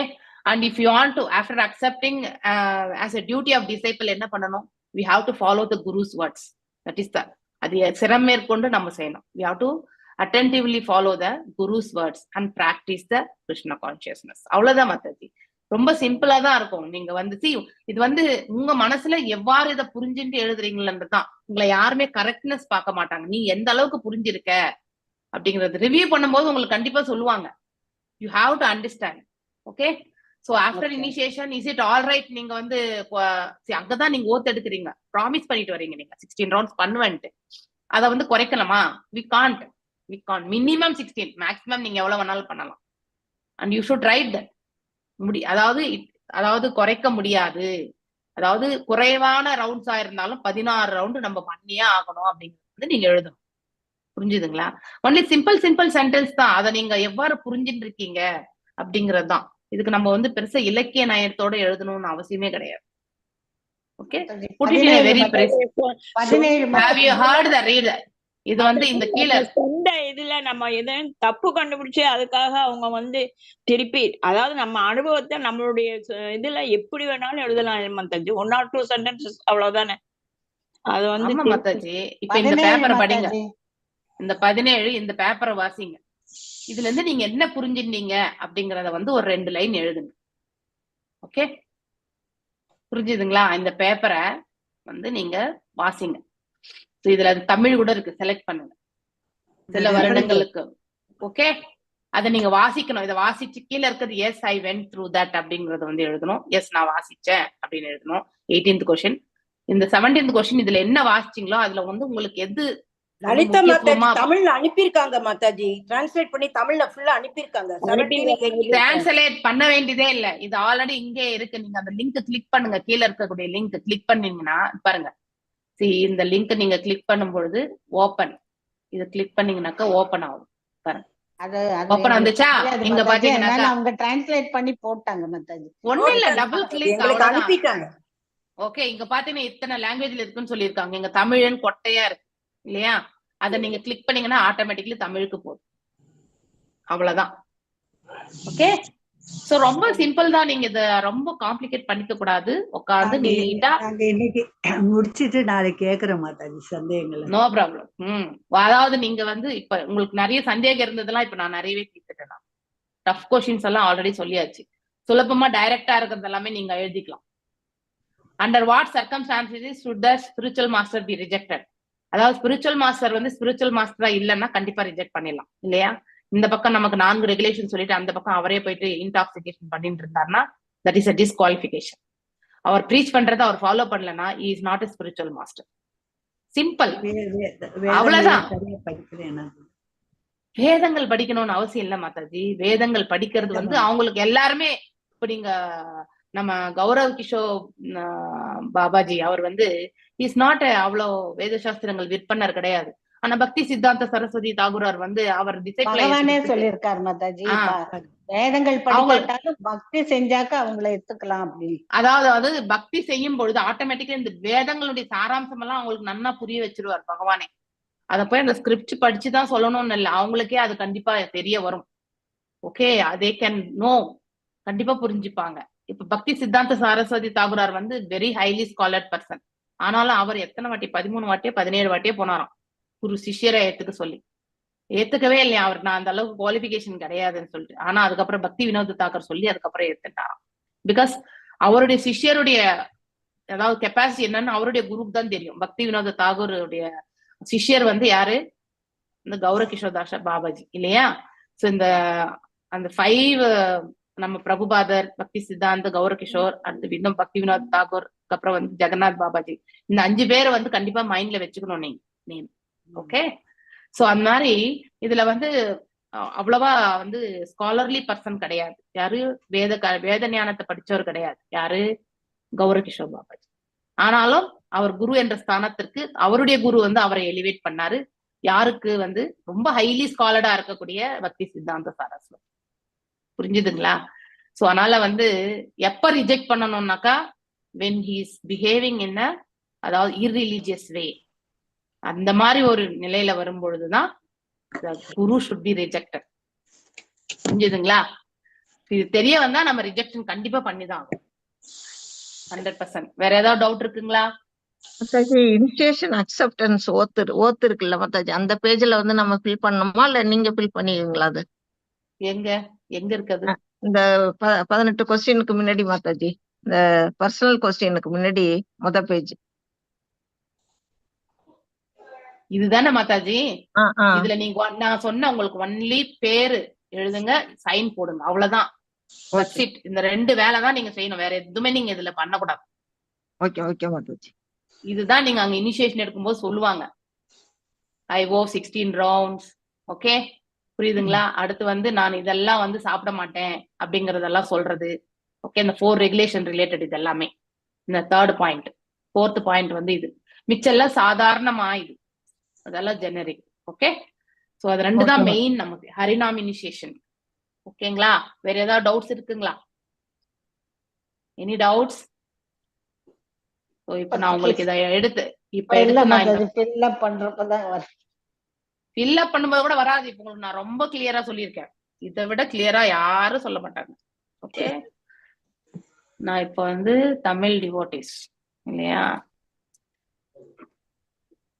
I think நான் இப்ப மறுபடியும் போடுறேன்.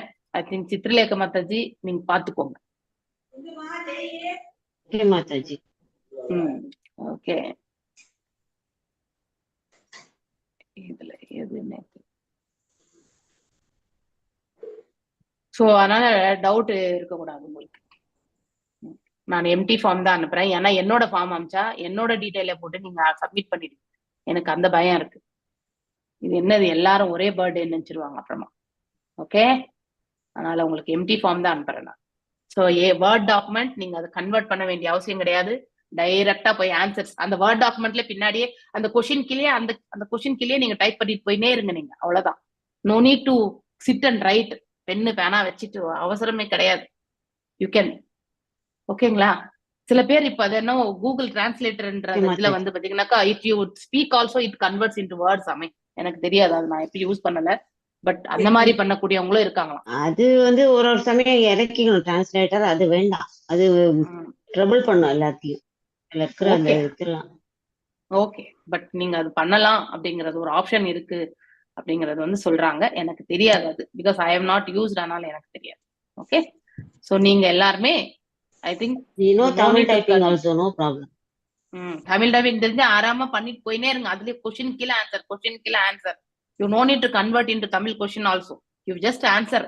உங்களை அங்க எதுவுமே இலக்கிய நயனமோ இல்ல வந்து பர்ஃபெக்ட்னஸோ எதுவுமே அவங்க கேட்கல. ஜஸ்ட் புட் த ஆன்சர் தேர், அவ்வளவுதான் நமக்கு தேவை. ஹார்ட்லி உங்களுக்கு வந்து இந்த 18 கொஸ்டின்ஸ் வந்து ஒரு நாளே நீங்க வேஸ்ட் பண்ணா கூட உட்காந்து நீட்டா உட்காந்து எழுதிட்டு தனி ஷீட் எழுதி அதை இதுல இது பண்ணலாம்ல மாதாஜி? அது உங்க விருப்பம் தான் மாதாஜி. அதுதான் சொல்றாங்க.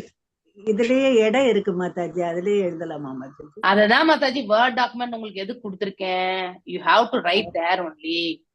உங்களுக்கு அது சுலபமா இருக்கும்ன்றதுக்காக சொல்றேன். இல்ல எனக்கு அது கம்ஃபர்ட் கிடையாதுன்னா ஓகே, நோ ப்ராப்ளம், எழுதி இந்த வேர்ட் டாக்குமெண்ட் வீட்டுல எவ்வளவு குட்டிகள் இருந்தா கூப்பிடுங்க, டைப் பண்ணி அதுல பத்தாது மாதாஜி, இத்தனை கேள்விக்கு பதில் நிறைய வந்து இடம் இருக்கு. மாதாஜி வேர்ட் டாக்குமெண்ட் நீங்க என்ன பண்ணணும்னா அந்த கொஸ்டினுக்கு கீழே வந்து ஸ்பேஸ் வந்து என்டர் போட்டீங்கன்னாக்கா ஸ்பேஸ் வந்துரும். அங்கேயே எழுதினே வந்துட்டா அப்படியே அந்த ஸ்பேஸ் கிரியேட் ஆயிடும், 2-3 பேஜ் எக்ஸ்டெண்ட் ஆயிடும். Word document is editable. Okay, so பிடிஎஃப்ல தான் நீங்க ஒண்ணுமே பண்ண முடியாது. இட்ஸ் அ வேர்ட் டாக்குமெண்ட், நீங்க ஆட்டோமேட்டிக்கலி அங்கேயே போடணும். மாதாஜி சித்திரலேக மாதாஜி, உங்களுக்கு புரிஞ்சது இல்லைங்களா நான் சொல்றது? நீங்க கொஞ்சம் எல்லாருக்கும் இல்லைங்களா, your work somewhere I think இல்லையா, யூ ப்ளீஸ் ஓகே அவங்களுக்கு கொஞ்சம் ஹெல்ப் பண்ணுங்க. எல்லா டிவோட்டிஸும் ஒன்னா உட்காந்து, ஆனா ஒரே ஆன்சர் எழுதாதீங்க. உங்களுக்கு என்ன தெரிஞ்சதோ அந்த ஆன்சர் நீங்க எழுதும், அப்பதான் நீங்க புரிஞ்சிருக்கீங்களான்னு தெரியும். ஓகே, அடுத்தவங்க எழுதுந்த நாம எழுதணும்னா அதுல வந்து waste, that is you are not understand அர்த்தம். ஐடிசி வந்து ஓபன் பண்ணி வச்சுக்கோங்க. ஓபன் பண்ணி வச்சுக்கிட்டு நீங்க வந்து ஆன்சர்ஸ் அதுல படிச்சு இதுல எங்கன்ற ஆன்சர் சர்ச் பண்ணீங்கன்னா கிடைக்குது. சோ என்ன அப்ப படிக்கலனாலும் இப்போ ஒரு வாட்டி படிச்சுட்டு நீங்க ஆன்சர் சப்மிட் பண்ணுங்க, அவ்வளவுதான். ஓகே ஓகே மாதாஜி, அது படிக்கணும், படிச்சு எழுதணும். எழுதுங்க, நோ இஷ்யூஸ் அட் ஆல். நீங்க ஒரு 2-3 நாள் எடுத்துட்டா கூட ஆராமா முடிச்சுக்கலாம். சோ அந்த மிச்சம் இருக்கிறது எல்லாமே 1 hour 1.5 hour தான். முன்னாடி இருக்கிறது எல்லாமே சக் சக்குன்னு ஃபில் பண்ணிட்டு போக வேண்டியதுதான். மேக்சிமம் 1 hour கூட ஆகாது. எழுதுறது இந்த 18 கொஸ்டின்ஸ்ல மட்டும்தான் உங்களுக்கு டைம் எடுக்கும். அதான் யூ டேக் டைம். கொஞ்சம் 1 or 2 days எக்ஸ்டெண்ட் பண்ணாலும் அதனால தப்பு இல்லல்ல மாதாஜி? ஓகே, ஏன்னா தப்பு ஒண்ணும் இல்ல. ஆனா நீங்க உங்களுக்கு எக்ஸ்டென்ஷன் கொடுத்தா நீங்க நிறைய எக்ஸ்டென்ஷன் போயிடுவீங்க. அதனாலதான் ராதிகா மாதாஜி ரொம்ப ஸ்ட்ரிஞ்சென்ட்டா இருக்காங்க, புரிஞ்சுதுங்களா? லிமிட்டேஷன் நாங்க அனுப்பிடுவோம். சப்போஸ் கொஞ்சம் ஓகே, எனக்கு ஒண்ணு என்ன தெரியும்னா, யாரெல்லாம் இனிஷியேஷன் எடுத்துக்க போறீங்கன்றீங்களா அவங்க எல்லாருமே அந்த இனிஷியேஷன் குரூப்ல வந்து அந்த இதுல வந்து yes I am taking initiation சொல்லிட்டு அந்த form submit, I am submitting initiation form அப்படிங்கிற ஒரு வார்த்தை அங்க போடுங்க. ஏன்னா I am going to send the list to Prabhu for issuing the IDC certificate. Okay, so யாரெல்லாம் எடுக்க போறீங்களோ அவங்களுக்கு மட்டும்தான் இந்த இனிஷியேஷன் இது சர்டிபிகேட், ஐடிசி சர்டிபிகேட். அது உங்களுக்கு அந்த கடைசியில வந்து அட்டாச் பண்ணணும் நீங்க அதை. ஓகே, ஹரே கிருஷ்ணா. ஸோ எனக்கு தெரியும் சிலர் பேரு, அவங்களுக்கு நான் டிஃபால்ட்டா அனுப்பிடுவேன். பட் அந்த ஐடிசி எக்ஸாம் எழுதுனவங்க ஐ திங்க் ஐ வேல்யூவேட்டட் அது இந்த லிஸ்ட் நான் செக் பண்ணிட்டு நான் போடுறேன். நான் அந்த இனிஷியேஷன் குரூப்லயே இதுல யாரெல்லாம் வரீங்கன்றது வந்து எஸ் போட்டா கூட போதும். ஓகே, ஐ எம் தேர்ன்னு போட்டா கூட போறோம். உங்களுக்கு எப்படி லாங்குவேஜ் போட்டாலும் நான் புரிஞ்சுக்குவேன் நான். ஓகே, ஸோ அது போடுங்க, நான் வந்து எடுத்துக்கிறேன். நீங்க பர்ஃபெக்டா சொல்லணும்னு கூட நான் எதிர்பார்க்க மாட்டேன். ஓகே, ஸோ இந்த 20 எஸ் ஓம் நமோ பகவதே வாசுதேவாய, ஓம் நமோ பகவதே வாசுதேவாய, ஓம் நமோ பகவதே வாசுதேவாய. நாராயணம் நமஸ்கிருத்யம் நரம் சைவ நரோத்தமம் தேவீம் சரஸ்வதிம் வியாசம் ததோ ஜாயம் உதீரயேத். நஷ்டப்ராயேஷு பதரேஷு நித்யம் பாகவத சேவையாம் பகவத்ய உத்தம ஸ்லோகே பக்திர் பவதி நைஸ்திகி. ஓம் அஜ்ஞான திமிராந்தஸ்ய ஞானாஞ்சனய ஷலாக்கய சக்ஷுருன்மிலிதம் येन तस्मै श्री गुरवे नमः. श्री चैतन्य मनोभीष्टं स्थापितं येन भूतले स्वयं रूपा गदामह्यं तदा स्वपदान्तिकम्. हे कृष्णा करुणा सिन्धु दीनबन्धो जगत्पते गोपेशा गोपिका कान्त राधकान्त नमस्तुते. तप्त काञ्चन गौरांगी राधे वृन्दावनेश्वरी ऋषभानुसुते देवी प्रणमामि हरिप्रिये. वाञ्छकल्पदारूभ्यश्च कृपा सिन्धुभ्य एव च पतितनं पावनेभ्यो वैष्णवेभ्यो नमो नमः. जय श्री कृष्ण चैतन्य प्रभु नित्यानंद श्री अद्वैत गदाधार श्रीवासदि गौर भक्त वृंदा. हरे कृष्णा कृष्ण कृष्ण हरे हरे, हरे राम राम राम हरे हरे. ஜெய ராத மாதவ குஞ்ச விஹாரி ஜெய ராதா மாதவ குஞ்ச பிகாரி ஜெய ராத மாதவ குஞ்ச பிஹாரி ஜெய ராதா மாதவ பிகாரி ஜய கோபி ஜன வல்லபா கிரிவரதாரி ஜெய கோபி ஜன வல்லபா கிரிவரதாரி ஜய கோபி ஜன வல்லபா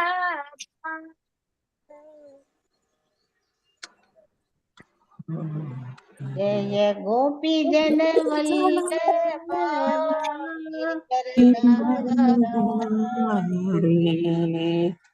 யசோதனந்தன பிரகஜன ஜன யசோதநந்தன யசோதனந்தன பிரகஜன ரஞ்சன யசோதநந்தன யமுன தீராவனச்சாரி யமுன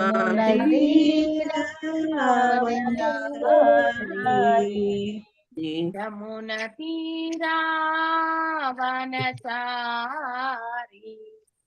யமுன தீராவனச்சாரி ஜய ராத மாதவ குஞ்ச விஹாரி ஜய ராதா மாதவ அங்க போய் கத்தி மகேஷ் இருக்குது முந்தா நாளே வந்து ஜய ராத மாதவ குஞ்ச பிஹாரி ஹரே கிருஷ்ணா ஹரே கிருஷ்ணா கிருஷ்ண கிருஷ்ண ஹரே ஹரே ஹரே ராம ராம ராம ஹரே ஹரே ஹரே கிருஷ்ணா ஹரே கிருஷ்ணா கிருஷ்ண கிருஷ்ண ஹரே ஹரே ஹரே ராம ராம ராம ஹரே ஹரே ஹரே கிருஷ்ணா. பிரேயர்ஸ் பண்ணும் பொழுது ஹரே கிருஷ்ணா மாதாஜி. ஹரே கிருஷ்ணா மாதாஜி, வள்ளிதுரை மாதாஜி, நீங்க மியூட்ல இருந்து பேசுங்க. ஓகே, பிரேயர்ஸ் பண்ணும்போது என்னன்னா, நம்ம பகவான் கிட்ட நம்முடைய பிரார்த்தனைகளை வைக்கிறோம் இல்லையா, அதாவது அவருக்கு பக்தி தொண்டு பண்ணும்போது டிஸ்டர்பன்ஸ் பண்ணிக்க கூடாது. ஓகே, அதனால நீங்க ஏதாவது எமர்ஜென்சி பேசணும்னா மியூட் பண்ணிட்டு பேசுங்க, அது எல்லாருக்குமே வந்து டிஸ்டர்பன்ஸ். ஓகே, நீங்க மட்டும் கிடையாது, இன்னைக்கு நீங்க இன்னும் சாரி சொல்ல வேண்டியதுல கோயிங் ஃபார்வர்ட் எல்லாருமே. அதனால நான் மியூட் பண்ணிட்டேன். நாளை இட் வில் பி பெட்டர், நீங்க எல்லாருமே மியூட்ல இருந்துட்டு பாடுறதுதான் பெட்டர். நாளையில இருந்து மீட்டிங் லாக் பண்ணிடுவேன் நான். சோ தட் நீங்க பாடணும்னாலும் மியூட்ல இருந்தே பாடுங்க. நீங்க அந்த பக்கம் பாடுவீங்களோ. ஹரே கிருஷ்ணா, ஹரே கிருஷ்ணா மாதாஜி, ஹரே கிருஷ்ணா. ஹரே கிருஷ்ண மாதாஜி, படிச்சாச்சு மாதாஜி. எஸ், ஹரே கிருஷ்ணா. யதாஹ்ய பிரதிபுத்யஸ்ய பிரசவாபோ பஹவத் நர்த்த ப்ருதிக் சாயேவ பிரதிபுத்யஸ்ய நா வை மோஹயா கல்ப்யதே. யதா போல, உண்மையில், அப்ரதிபுத்தஸ்ய உறங்குகின்ற ஒருவனின், பிரஸ்வாபக கனவு, பகு அனர்த்த பிரதக் பல மங்களமல்லாத பொருட்கள் தாங்குதல், சா ஏவ அதே கனவு, பிரதிபுத்தஸ்ய விழிப்பு நிலையில் உள்ள ஒருவரின், நா இல்லை, வை நிச்சயமாக, மோகாய தடுமாறுதலுக்காக, கல்பதே வல்லமையுடைய, சோ கனவுல நமக்கு ஏதாவது வந்தா பயம் இருக்கும். ஆனா எழுந்த பிறகு நம்ம அந்த கனவை நினைச்சோம்னா நமக்கு பயம் இருக்கா இல்லையா? அது அந்த இதுதான் இந்த இடத்துல எடுத்துரைக்கிறாங்க. கனவு நிலையில் ஒருவரின் உணர்வுகள் குறைய அடங்கியுள்ளது. இந்த புலன் உறுப்புகள் எல்லாமே வந்து செயலற்ற தன்மையில தான் இருக்கும். அப்படின்னா அவர் ஃபங்க்ஷனிங் கிடையாது. தூங்கின்னு இருக்கும்பொழுது வெறுமனே இந்த சுவாசம் சிலதெல்லாம் ஃபங்க்ஷன் ஆகும், சிலது வந்து கண்டிப்பா ஃபங்க்ஷன் ஆகும். மனசு வந்து அதாவது நம்ம சிலது ரியலாவே நம்ம தத்ரூபமா நிகழற மாதிரி இருக்கும். அப்புறம் சடனா எழுந்து பார்ப்போம் இல்லையா? அந்த மாதிரி ஒரு சூழல் எல்லாமே உண்டு. அப்பொழுது ஒருவர் அதிக மங்களமற்ற பொருட்களை கனவில் பார்க்கிறார். எக்ஸாம்பிள், நமக்கு பிடிக்காத ஒண்ணு நம்ம கனவுல பார்த்தோம். ஆனால் அவர் விழித்திருக்கும் பொழுது, முழுதும் உணர்வில் இருக்கும் பொழுது அந்த மங்களமற்ற பொருட்கள் அவர்கள் தடுமாற செய்யாது, டிஸ்டர்பன்ஸ் ஆகாது இல்லையா? அதே கனவுல வரும்பொழுது நமக்கு ஒரு கனவுல ஏதோ ஒண்ணு ஒரு நம்மள யாரோ ஒருத்தர் வந்து ஏதோ பண்ற மாதிரி வர்றது இல்லையா? இல்லைன்னா நமக்கு ஒரு அமங்கலமான ஒரு சுச்சுவேஷனை பாக்குறது கனவுல வரும்போது நம்ம பதறி அடைச்சிட்டு எழுவோம் இல்லையா? யாராவது மரணித்து விட்டார்கள் என்ற ஒரு சில சமயத்துல அந்த மாதிரி ஒரு கனவு கூட வர்றது உண்டு இல்லையா? அப்ப யாரோ மரணிச்சுட்டாங்கன்னா அது ஒரு பெரிய ஷாக்கு. அப்ப எழுந்து பார்க்கும்பொழுது உண்மையிலே அந்த மனிதர் வந்து நார்மலா தான் இருக்கிற மாதிரி நமக்கு அது போன் பண்ணி தெரிஞ்சுக்கிற வரைக்கும் நமக்கு வந்து மனசு வந்து வருத்தப்படும் இல்லையா? ஆனா அதே விழித்திருக்கும் பொழுது வந்து நமக்கு மரணம் படுத்திருந்தாலுமே, அதாவது பணத்தை போட்டிருந்தா கூட எஸ் இது வந்து அக்செப்ட் பண்ணிக்கணும்ன்ற அது வந்து நமக்கு வந்து பெருசா ஒரு தடுமாற்றம் எதுவும் வராது. ஷாக்கிங் வந்து அந்த ஃபேமிலிக்கு மட்டும்தான் ஷாக்கிங்கே தவிர எல்லாருக்குமே ஷாக்கிங் வராது. ஒரு அகால மரணம் எழுதும் பொழுதுதான் ஷாக்கிங் இருக்கும். அதே வயதானவர்கள் போனா அது எதிர்பார்ப்போடு தான் இல்லையா? அது எதிர்பார்க்கக்கூடிய ஒன்றுதான். எல்லோரும் ஒரு நாள் மரணிக்க வேண்டியதுதான். அதனால வயதானவர்கள் போனா அவங்களுக்கு வந்து பெரிய ஷாக்கிங் எல்லாம் தெரியாது. அந்த மாதிரி ஒரு நிலை ஆக்சுவலி. சோ அப்படிப்பட்ட ஒரு இதை பற்றி இந்த இடத்துல விளக்குறாங்க. கனவு நிலையில் ஒருவரின் உணர்வு நிலை பெரும்பாலும் மறைந்திருக்கும் பொழுது இல்லையா அது செயல்படாது. அதாவது ஒரு சைலண்டா இருக்கக்கூடிய தன்மை இருக்கும். ஒரு தொல்லை அல்லது கவலைக்கு காரணமான பல மங்களமற்ற பொருட்களை பார்க்கலாம். ஆனால் விழித்திருக்கும் பொழுது கனவில் நடந்தவற்றை அவர் நினைவு கூர்ந்தாலும் அது தொல்லைகளுக்கு ஆளாக மாட்டார். தூக்கத்துலதான் நமக்கு அந்த பயம் எல்லாமே வருமே தவிர விழித்திருக்கும் பொழுது அதை நினைச்சா அது நமக்கு அதை பார்த்து ஏன்னா நம்ம நம்ம இன்னும் அந்த பார்வையில பார்க்கவே இல்லை இல்லையா? டைரக்டா பார்த்துட்டு இல்ல, கனவுல பார்த்துமே தவிர நேர்ல வந்து அதை வந்து நமக்கு பார்க்கக்கூடிய அந்த நிலை இல்லாத பொழுது அதனுடைய பாதிப்பு என்பது அவ்வளவு எதுவுமே இருக்காது. அது போல தன்னை அறிந்த நிலையும் அல்லது பகவானுடன் கொள்ளும் உண்மையான உறவு நிலையும் புரிந்து கொள்ளுதலும் ஒருவர் முழுதும் திருப்தி அடைய செய்கின்றார். சோ செல்ஃப் ரியலைசேஷன், நமக்கும் பகவானுக்கும் இருக்கக்கூடிய சம்பந்தம், இதை பற்றியெல்லாம் நாம உணரும் பொழுது நாம கண்டிப்பா வந்து அதாவது நம்ம புரிந்து கொள்ளக்கூடிய அந்த பக்குவம் என்பது நமக்கு வருகிறது. உண்மையான நிலையை நாம அறிய நமக்கு வந்து வாய்ப்பும் கிடைக்கிறது. சோ மேலும் எல்லா தொல்லைகளுக்கு காரணமான மண்ணுலக இயற்கையின் 3 குணங்கள் அவரை பாதிக்க இயலாது. சோ 3 குணங்களுக்கு அப்பாற்பட்ட நிலை இல்லையா? சோ 3 குணங்கள் நம்மள வந்து கலங்கத்தை தான் ஏற்படுத்தும், நமக்கு கட்டுண்ட நிலை தான் ஏற்படுத்தி கொடுக்கும் அப்படிங்கிறது வந்து நல்லா தெரிஞ்சவங்க அந்த 3 குணங்களுக்கு அப்பாற்பட்ட நிலையில தங்களுடைய செயல்களை அவர்கள் வந்து ஏற்படுத்தும் பொழுது ஆட்டோமேட்டிக்கலி அவங்களுக்கு எந்த ஒரு சூழல், கடினமான சூழல் அவங்க இருந்தாலும் அது அதை பற்றி அவர்கள் கிடையாது. மாசு அடைந்த உணர்வு நிலையில் ஒருவர் எல்லாவற்றையும் தன்னுடைய இன்பத்திற்காகவே பார்க்கிறார் இல்லையா? சோ நான் என்ஜாய் பண்ணணும் அப்படின்னு நினைக்கிறது. அது கிடைக்கலன்னா நமக்கு கோபம் எல்லாமே வருது இல்லையா? அதுக்கப்புறம் நம்ம தவறான செயல்கள்ல ஈடுபட்டு அழிவான பாதைக்கு போகின்றோம். ஆனால் ஒருவர் எல்லாவற்றையும் ஆனால் தூய உணர்வு நிலையில் அல்லது கிருஷ்ண உணர்வு நிலையில் இருப்பவர் எல்லாமே பகவானுடைய இன்பத்திற்காக இல்லையா? நாம கூட ஏதாவது செய்யணும்னா ஃபர்ஸ்ட் ஏதாவது சமைச்சா கூட பகவானுக்கு வச்சிடணும் அப்படிங்கிறாரு. அப்படின்னா அவர் தான் ரிஜாய்ஸ் பண்றாரு இல்லையா? நாம் அவருக்கு வந்து நைவேத்தியமாக படைக்கும் பொழுது அதை அவர் ஸ்வீகரிக்கும் பொழுது அவர் தான் வந்து ஆனந்தம் கொள்கிறார். அதற்காக நம்ம செய்கிறோம். அதுவே கனவுக்கும் விழிப்புக்கும் இடையிலே உள்ள வேறுபாடு. மாசு அடைந்த உணர்வு நிலை கனவின் உணர்வுக்கு நிலைக்கு ஒப்பிடப்படுகிறது இல்லையா? அதே மாதிரி கிருஷ்ண உரை பற்றிய உணர்வு நிலை வாழ்வின் விழிப்பு நிலையுடன், அதாவது நம்ம விழித்திருக்கக்கூடிய நிலைக்கு ஒப்பிடப்பட்டிருக்கு. உண்மையில் பகவத்கீதையில் குறிப்பிட்டுள்ளது போல எதையும் முழுமையாக அனுபவிப்பர் கிருஷ்ணர் மட்டும்தான். Is the supreme என்ஜாயர். நாம் எல்லாருமே அவருடைய பின்ன பகுதிகள். ஏதோ அவர் பரமானந்தத்தை அறிந்தால் அதுல ஒரு அளவு சிறிய அளவு நம்ம வந்து நிறைவு பெறுவோம், அவ்வளவுதான். அது எல்லாவற்றிலுமே கிடையாது. எப்பயாவது நம்ம அந்த ஒரு செயல்ல ஈடுபடும் பொழுது, பக்தி செயல்ல ஏற்படும் போது வரக்கூடிய நிறைவு, பகவான் ஆனந்தம் கொண்டால் நமக்கு நிறைவு வரும். கிருஷ்ணரே எல்லாருக்கும் நண்பர் என்பதை புரிந்து கொள்பவரை அமைதியாகவும் சுதந்திரமாகவும் உள்ளார். அதாவது புரியணும் ஃபர்ஸ்ட். அவர் சாக்கியரசா அப்படி சாக்கியரசத்துல இருக்காரு அப்படின்னு நம்ம சொல்லிட்டா மட்டும் பத்தாது. நமக்கு அந்த ஃபீலிங் வரணும்.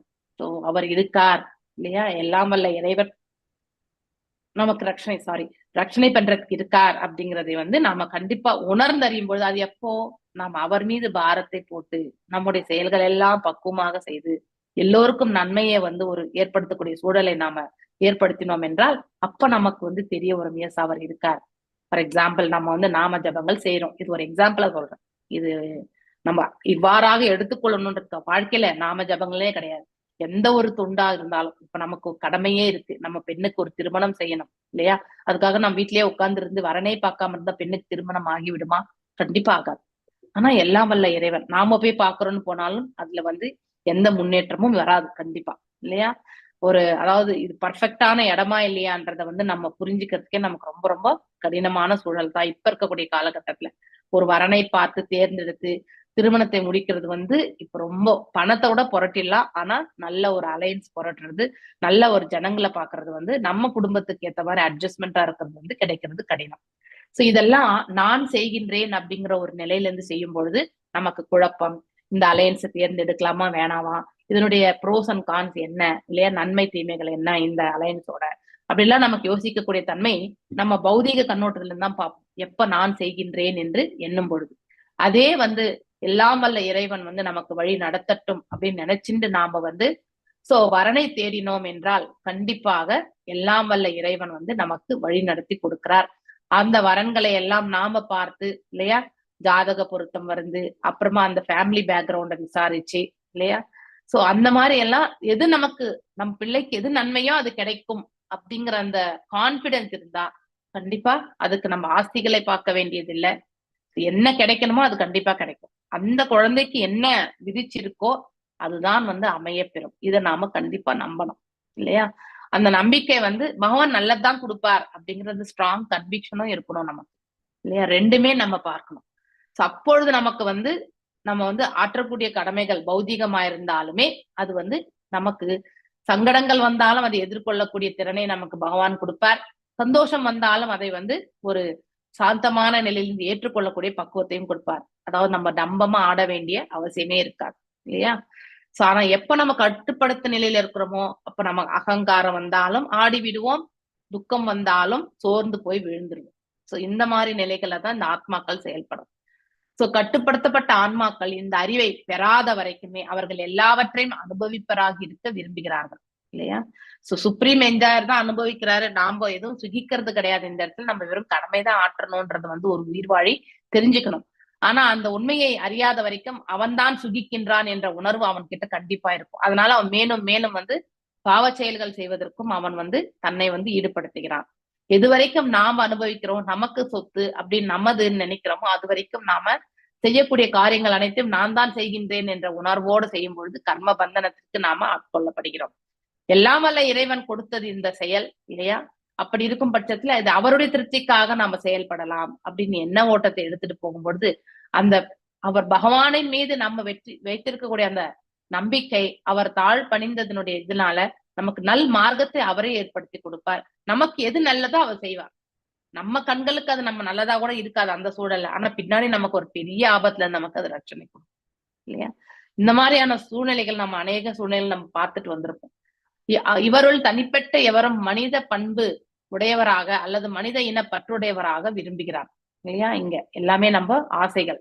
தன்னை சேர்ந்த மனித உயிர்களுக்கு மருத்துவமனைகளும் பள்ளிக்கூடங்களையும் கட்டுகிறார். எஸ், சேரிட்டி அது நம்ம கண்டிப்பா மகத்துவமான செயல் தான். நம்ம பிரபஞ்சத்துல இருக்கக்கூடிய உயிர் வாழிகளுக்கு நன்மை பயக்கக்கூடிய செயலை செய்யணும்னு நினைக்கிறது சேரிட்டி கரெக்ட் தான். ஆனா அது பகவானை மையமாக வைத்து அவருடைய அனுகிரகத்திலிருந்து நம்ம செய்யணும். இது அவருக்காக இந்த பிரபஞ்சத்துல நான் செய்யக்கூடிய இந்த செயல்கள் அனைத்துமே அர்ப்பணம் அவருக்கு தான். இந்த சேரிட்டி என்னோடது கிடையாது, எம்பெருமானே இது எல்லாம் உன்னோடது, நீ இதை எவ்வாறு செயல்படுத்திக் கொள்கிறாயோ அவ்வாறே படுத்திக் கொள்ளுங்கள் அப்படின்னு விட்டுட்டு நாம அதை செய்துட்டு போயிட்டே இருக்கணும். அந்த சேரிட்டியோட நாம சம்பந்தப்படுத்தி கொள்ளக்கூடாது இல்லையா. அது ரொம்ப தவறு. ஏன்னா அங்கே நிகழக்கூடிய நல்லது தீயது எல்லாமே நமக்கு தான் வந்து சேரும். இப்ப நம்ம தானத்தை பண்ணிட்டு நம்ம கை கழுவிட்டு வந்துருவோம். ஆனா அந்த கொடுத்த தானத்தை அது எவ்வாறு கையாளப்படுகிறது அங்கே இல்லையா, தர்மமான முறையில ஆளப்படுகின்றதா இல்ல அதர்ம வழியில் செயல்படுகிறதா என்பதை நம்ம கண்டிப்பா நமக்கு தெரியாது. அது அதர்மத்தின் தரப்பில் போனா நமக்கும் கொஞ்சம் பாவம் நமக்கும் வந்து சேரும். அதனாலதான் நம்ம எந்த தானத்தை செய்தாலும் சர்வம் கிருஷ்ணார்ப்பணம் இல்லையா, அனைத்துமே வந்து கிருஷ்ணார்ப்பணம் தான். அதனால ஓம் தத் சத் அப்படின்னு சொல்லிட்டு நம்ம கொடுக்கணும் அப்படிங்கிறது 17வது நம்ம அத்தியாயத்துல நம்ம படிக்கிறோம் இல்லையா. இல்லைன்னா அது அசத் ஆகி விடுகிறது. அதனாலதான் கர்ம பந்தனங்களுக்கு எல்லாம் நாம ஆட்கொள்ளப்படுகிறோம். அதனால எந்த ஒரு கமிட்மெண்ட்டுமே நாம எல்லாம் வல்ல இறைவன் உங்களுடைய கருணை இருந்தா இந்த செயலை நான் செய்யறேன் இல்லையா, அவ்வளவுதானே தவிர இதுக்கும் எனக்கு எந்த சம்பந்தம் கிடையாது. இதை நீங்க செய்ய வைக்கிறீங்க, நான் செய்யறேன், அவ்வளவுதான். அப்படிப்பட்ட ஒரு பக்குவத்தை தான் நம்ம எடுத்துட்டு வரணும். அவ்வாறு எடுத்துட்டு வரும்பொழுது அந்த பலன்கள் மீது நமக்கு பற்றுதல் வராது இல்லையா. ஆனா இவ்வாறு நம்ம செய்யலன்னா அந்த பலன்கள் என்ன வரும்னு first target, what is the goal இல்லையா, அவுட்கம் என்னன்றத வந்து நிர்ணயிச்சுட்டு தான் நம்ம இன்வெஸ்ட்மெண்டே பண்ணணும். அந்த மாதிரி ஒரு நிலைக்கு மாறிடுவோம். ஒண்ணு பௌதிகத்திலிருந்து செயல்படுவோம், இல்ல ஆன்மீகத்துக்கு வருவோம். சோ இதெல்லாம் மாயையாகும். ஏனென்றால் இது போன்ற உலகியல் செயல்களால் ஒருவர் பிறருக்கு எந்த பயனையுமே அளிக்க முடியாது, கண்டிப்பா முடியாது. ஒருவர் தன்னை சேர்ந்தவருக்கும் பயனளிக்க விரும்பினால், அதாவது அமிழ்ந்து கிடக்கும் அவருடைய, அதாவது உள்ளேயே அடங்கி கிடக்கக்கூடிய அந்த கிருஷ்ண உணர்வை விழிக்க செய்ய வேண்டும். அதாவது நம்ம ஒருத்தருக்கு வந்து கிருஷ்ண உணர்வை வந்து தட்டி எழுப்புறதே வந்து மிக பெரிய, அதாவது இன்வோக்கிங் த கிருஷ்ண கான்சியஸ்னஸ் இல்லையா. தெரிஞ்சுக்கிறது அவர்கிட்ட இருக்குங்கிறத how to check them. Krishna அப்ப ஆத்மாவுடைய நிலை என்ன Mataji? What is the quality of the atma? What is the quality of atma? ஆத்மா வந்து குட் கொஸ்டின். ஆனா இது நீங்க, அதாவது ஆத்மா என்ன நிலை? அது தெய்வீகமான நிலை, டிவைன் இல்லையா, eternal. Quality is eternal. So பகவானும் நித்தியமானவர், ஆத்மாவும் நித்தியமானது. சோ பகவான் தெய்வீகமானவர், ஆத்மாவும் தெய்வீகமானதுதான். That is the quality. So தெய்வீகமான குவாலிட்டி இருக்கக்கூடிய ஒரு வஸ்துக்கு வந்து கண்டிப்பா வந்து அந்த உணர்வு, அதாவது பக்தி உணர்வு என்பதுதான் அதனுடைய உண்மையான தன்மை. ஆனா அதை வந்து நாம என்ன பண்றோம், மாசுகளை வந்து படிய வைக்கிறோம். அது வெளிப்படுத்தவே விடுறது கிடையாது. அதுதான் அமிழ்ந்து இருக்கிறது என்றது. உங்களுக்கு ஆன்சர் கிடைச்சிச்சா? ஓகே. உணர்வு நிலை தூய உணர்வு நிலை எனப்படும் பிரதிபுத்தி நிலையினை போன்றது. இதுதான் தூய உணர்வு நிலை, கான்சியஸ் இல்லையா, pure consciousness, God consciousness, divine consciousness எல்லாமே ஒன்றுதான் இல்லையா. சோ அந்த தூய உணர்வு நிலையில தான் நாம தெய்வீகத்தை அடைய முடியும். அதை நாம தட்டி எழுப்புறோம். எல்லாருக்குமே உண்டு. ரொம்ப அக்கிரமக்காரன கூட அவனுடைய ஆத்மாவுடைய குவாலிட்டியும் அப்படிதான் இருக்கும். என்னன்னா அவன் கிட்ட இருக்கக்கூடிய அழுக்கு வந்து திக்னஸ் பெருசா இருக்கும். தின்னா இருக்கிறவங்க வந்து தின்னா இருந்து பெருசா வரைக்கும் போகிறது அக்கிரமக்காரர்கள் இல்லையா. அந்த மாதிரி அந்த அக்கிரமத்தை எல்லாம் நாம விடணும்னா அவனுக்கு வந்து குருனுடைய அனுகிரகம் வேணும். லைக் ஜகாய் மதாய் இல்லையா. சோ இன்டாக்சிகேஷன், அதாவது கொலை கொள்ளை இதெல்லாமே வந்து ஏற்படுறது, எல்லாமே செய்யறதெல்லாம் அப்படிப்பட்டவங்க தான். சோ அவங்களுக்கு குரு மார்க்கம். எக்ஸாம்பிள் மிருகாரி பாத்தீங்கன்னாக்கா நாரத மகரிஷியுடைய கருணையால அவருக்கு வந்து, அதாவது இம்மீடியட்டா வந்து அந்த பக்தி பாதை கிடைச்சது. சோ குரு கடைக்கண் பார்வை கிடைச்சா கூட நமக்கு வந்து இம்மீடியட்டா நம்ம வந்து அந்த அளவுக்கு பவர் இல்லையா. என்ன ஒரு தூய ஆத்மா, ஒரு தூய ஆத்மாவுடைய கடைக்கண் பார்வை வந்து நமக்கு வந்து பெரிய லெவல்ல வந்து நம்மளை வந்து தூய்மைப்படுத்தும். சோ அஜ்ஞானத்துல விழுந்தவங்களை வந்து ரட்சிக்கிறது யாருன்னா குரு மட்டும்தான். ஸோ ரஜோ குணத்துல இருக்கிறவங்க கூட வந்து சத்துவ குணத்துக்கு போயிடுவாங்க. ஆனா தாமசிக் குணத்துல இருக்கிறவங்க சத்துவ குணத்துக்கு போறது ரொம்ப ரொம்ப கஷ்டம். இதை நான் நிறைய இடத்துல நிறைய வாட்டி சொல்லிட்டேன் இல்லையா. நெக்ஸ்ட், ஏவம் விதித தத்வஷ்ய பிரகிருதிர்மயி மானசம் யுஞ்சதோ நாபகுருத ஆத்மாராமஸ்ய கர்ஹிசீத். அதாவது அறிவொளி பெற்ற ஆத்மாவை இது இவ்வுலக செயல்களில் ஈடுபட்டிருந்த போதிலும் மண்ணுலகத்தின் பாதிப்பு துன்புறுத்த இயலாது. ஏனென்றால் அந்த ஆத்மா பரமசத்தியத்தின் உண்மையை அறிவார். அவர் மனம் பரமபுருஷ பகவானிடம் என்றும் நிலைத்திருக்கும். இதுதான் வெரி வெரி ஆத்தன்டிக்கான இன்ஃபர்மேஷன். இது ரொம்ப முக்கியமான இன்ஃபர்மேஷன். அதாவது ஆத்மாவை பற்றிய அறிவு, அந்த அதாவது நம்ம இந்த நாலேஜ் அப்படின்னு சொல்றோம் இல்லையா, இந்த ஆத்மா யாரு, அடுத்து பகவானுக்கும் இந்த ஆத்மாவுக்கு இருக்கக்கூடிய சம்பந்தம் என்ன அப்படிங்கிறது எல்லாமே நன்னா உணர்ந்தவங்க இந்த இவ்வுலக செயல்களில், அதாவது இந்த இக உலக செயல்களில், பௌதிக செயல்களில் அவர்கள் ஈடுபட்டிருந்தாலும் இல்லையா, மண்ணுலகத்தினுடைய பாதிப்பு துன்புறுத்தாது. அவங்களுக்கு இந்த மேல ஈடுபாடே இருக்காது. மண்ணுலகத்தினுடைய வஸ்துக்கள் மீது அவர்களுக்கு மோகம் என்பது இருக்காது. அந்த பற்றுதல் இல்லாதப்போ ஆட்டோமேட்டிக்கலி அந்த மண்ணுலக செயல்களை அவர்கள் வந்து பக்குவமாக செயல்படுவார்கள். கர்ம பந்தனத்திற்கு அவர்கள் ஆட்கொள்ள மாட்டார்கள். சோ அப்படிப்பட்டவர்கள் எல்லாமே ஆத்மா, அதாவது தன்னை வந்து உணரக்கூடிய பக்குவத்திற்கு அவர்கள் வருவார்கள் இல்லையா. தன்னுணர்வு பாதையில நிறை பெறும் போது செல்ஃப் ரியலைஸ்டு பாத், அந்த நிலையில் இருப்பவர்கள் தான் ஆத்மா ராமாக்கள் என்று பெயர் அவர்களுக்கு. அப்படின்னா பரம சத்தியத்தின் உண்மையை அறிவார், அதாவது எல்லாம் வல்ல இறைவனை பற்றி அவர்களுக்கு அவங்களுக்கு நன்னா தெரியும். அவர்கள் எப்பொழுதுமே அவருடைய மனம் எப்பொழுதுமே பரமபுருஷ பகவானிடம் நிலைத்திருக்கும். அழகான வியாக்கியானம் இது. பரமபுருஷ பகவானின் தாமரை திருவடிகளில் மனதை எப்பொழுதும் நிலைநிறுத்தும் இல்லையா. மை மானசம், ஒரு பக்தர் ஆத்மாராமர் அல்லது விதித தத்துவம் என்று கபில பகவான் வந்து கூறுகின்றார். சோ ஆத்மாராமா, இதே ஸ்லோகம் இன்னொன்னு நம்ம இப்ப எங்க படிச்சோம், 6th சாப்டர்லயா மாதாஜி உங்களுக்கு சொல்லி கொடுத்தாங்க. 1.6 1.7 ஆத்மாராமா பத்தி 7th சாப்டர்ல 10th ஸ்லோகம் இல்லையா. 1.7.10 அதுதான் மனப்பாட ஸ்லோகம் ஆத்மாராமா இல்லையா. சுகதேவ் கோஸ்வாமி பற்றி இல்லையா 3 விதமான நிலைகளை பத்தி சொன்னாங்க இல்லையா. ஆமா, எஸ் எஸ். ஆத்மாராமம், தன்னில் மகிழும் ஒருவர். சோ அவர் ஏன் வந்து பாகவதத்தை சொல்லணும் அப்படின்றது வந்து ஒரு கொஸ்டின் இருக்கும் அதுல இல்லையா. ஏன்றது வந்து நீங்க கண்டுபிடிச்சிங்களா? மாதாஜி கொஸ்டின் கேட்டாங்களா அந்த கொஸ்டின் இல்லையா. ஆல்ரெடி அவர் வந்து உன்னதமான நிலையில இருந்தாரு, அவர் ஏன் வந்து பாகவதத்தை கேட்கணும், அது ஏன் நமக்கு எல்லாம் சொல்லணும்? இந்த கொஸ்டினுக்கு ஆன்சர் நீங்க நாளைக்கு பாத்துட்டு வாங்க. ஓகே. தன்னுணர்வு பெற்றவர் மாதாஜி. ஆமா ஆமா. அவரு ஆனா பாகவதத்தை கேட்டதுக்கு அப்புறம் அவர் வந்து சொல்லணும்னு விரும்புறாரு மாதாஜி. அப்ப கரெக்டா இவரு பரீட்சித்து வர்றதுனால அவர் தன்னுடைய விருப்பத்தை நிறைவேற்றி கொடுத்தார். அப்படிங்களா? வேற எதுவும் காரணம் இல்லையா? நல்லா படிச்சுட்டு வாங்க. படிக்காம சொல்றேன்.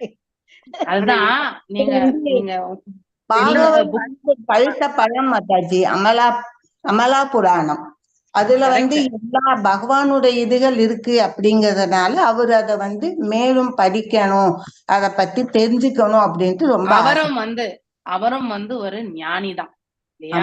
அதாவது அருவத்தன்மையில வந்து பகவானை வந்து பிரம்மவாதியா இருந்தார் அவர் இல்லையா.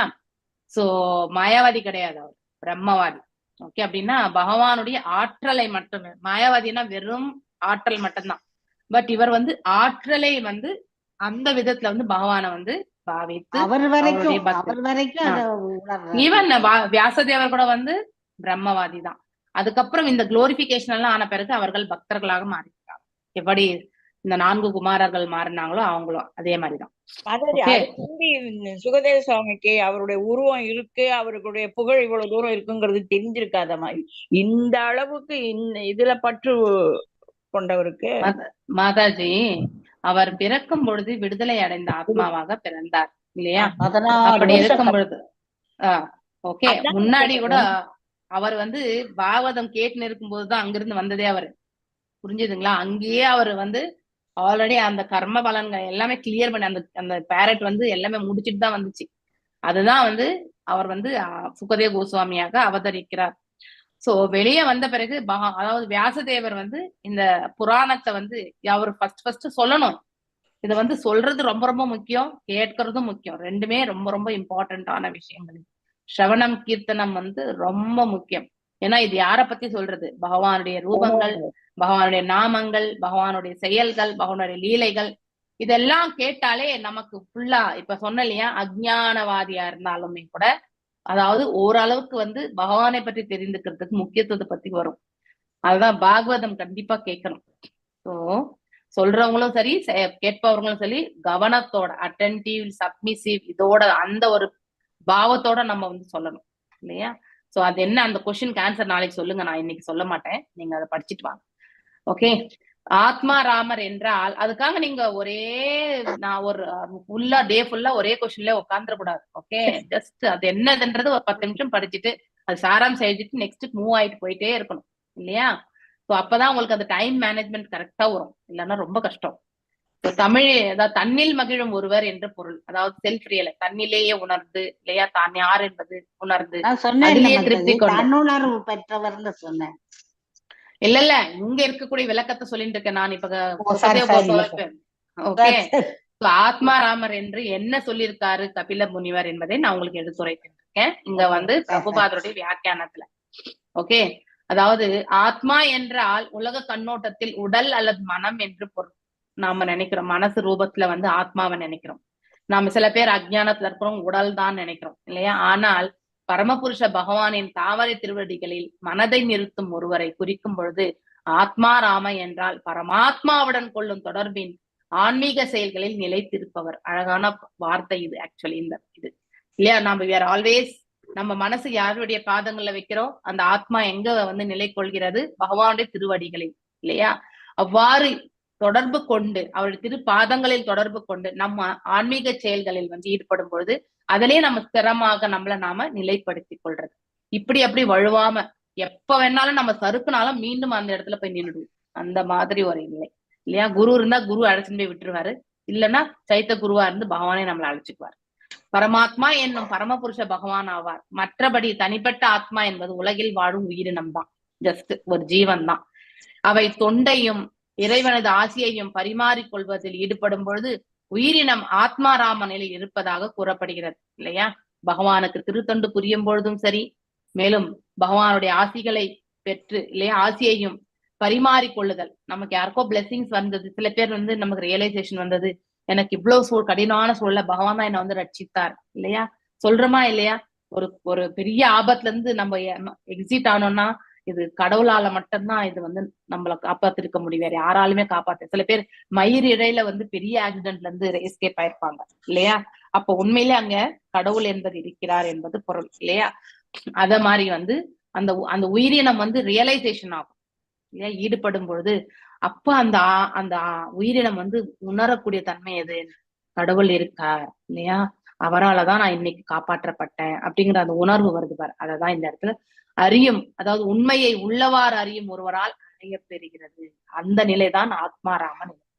உண்மை என்னவென்றால் பரமபுருஷ பகவானை அனுபவிப்பவர் ஆவார். உயிரினங்கள் எல்லாம் அவருடைய தொண்டர்களாகவும் இன்பத்திற்காகவும் உள்ளவையாகும்.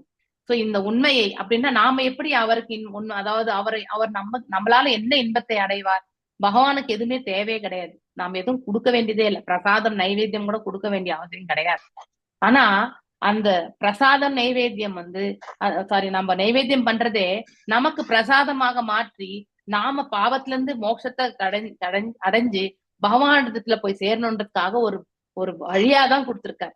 அது உண்மையிலே நமக்கு தான். அது அவருக்கு எதுவுமே இந்த பிரபஞ்சம் நம்ம பக்தி பண்றது கூட அவருக்கு நம்ம பக்தி கொள்ளணும்ன்ற எக்ஸ்பெக்டேஷனே கிடையாது, நம்ம அவர்கிட்ட அன்பு கொள்ளணும்ன்ற எக்ஸ்பெக்டேஷன் கூட கிடையாது, அவருக்கு எதுவுமே கிடையாது. ஆனா அதனுடைய பிரதிபலன் அனைத்தும் நமக்கு வழங்கணும்ன்றதுக்காக இதை செய்யுங்கன்றார். That is the only thing. அப்பதான் நீங்க கீழே இருந்து அந்த நிலையில இருந்து மேலுக்கு போக முடியும். இல்லைன்னா இன்னும் கீழே வந்து ஏன்னா ஆத்ம பரம சத்தியத்தின் உண்மை அறிவார். வந்து ஹரே கிருஷ்ணா ஹரே கிருஷ்ணா கிருஷ்ணா கிருஷ்ணா ஹரே ஹரே. நான் கிளாஸ் முடிஞ்ச பிறகு you have a good discussion. Geeta Mataji Hare Krishna. நல்லது, நீங்க எடுத்துறீங்க, அடுத்தவங்களுக்கு எக்ஸ்பிளைன் பண்றது ரொம்ப ரொம்ப நல்லதுதான்.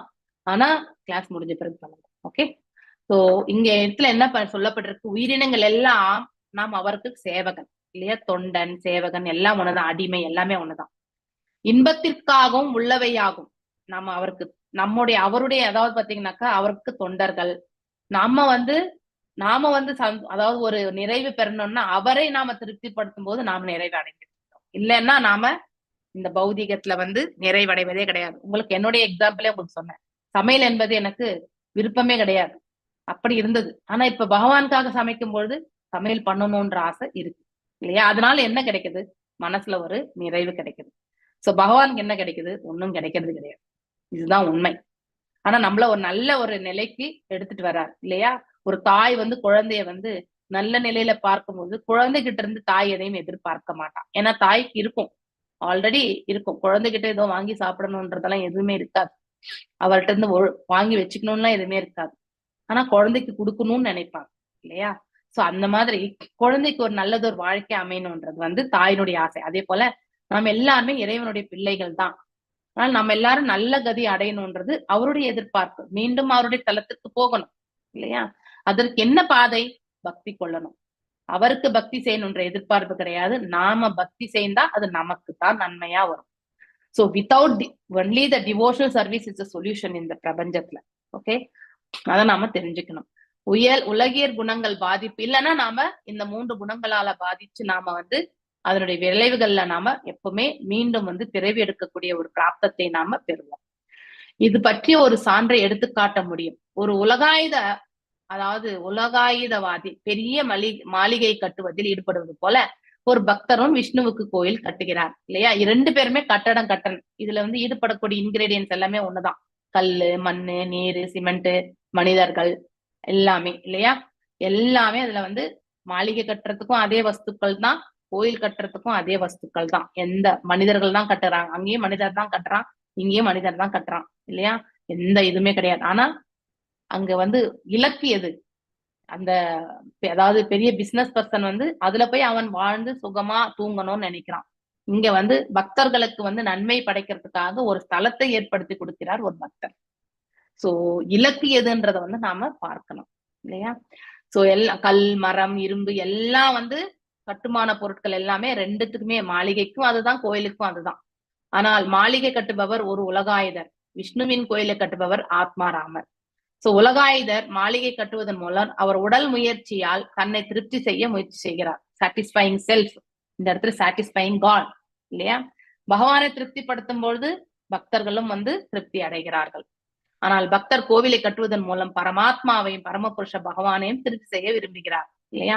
இருவருமே உலகியல் செயல்களை தொடர்பு ஈடுபட்டிருந்தாலும் கூட பக்தி வீடு பேரை பெறுகிறது இல்லையா? உலகாயுதர் கட்டுப்படுத்தப்படு, அவர் கட்டுண்ட ஆத்மாவே இருப்பார், இவர் வந்து விடுதலையான ஆத்மாவுக்கு போறார்.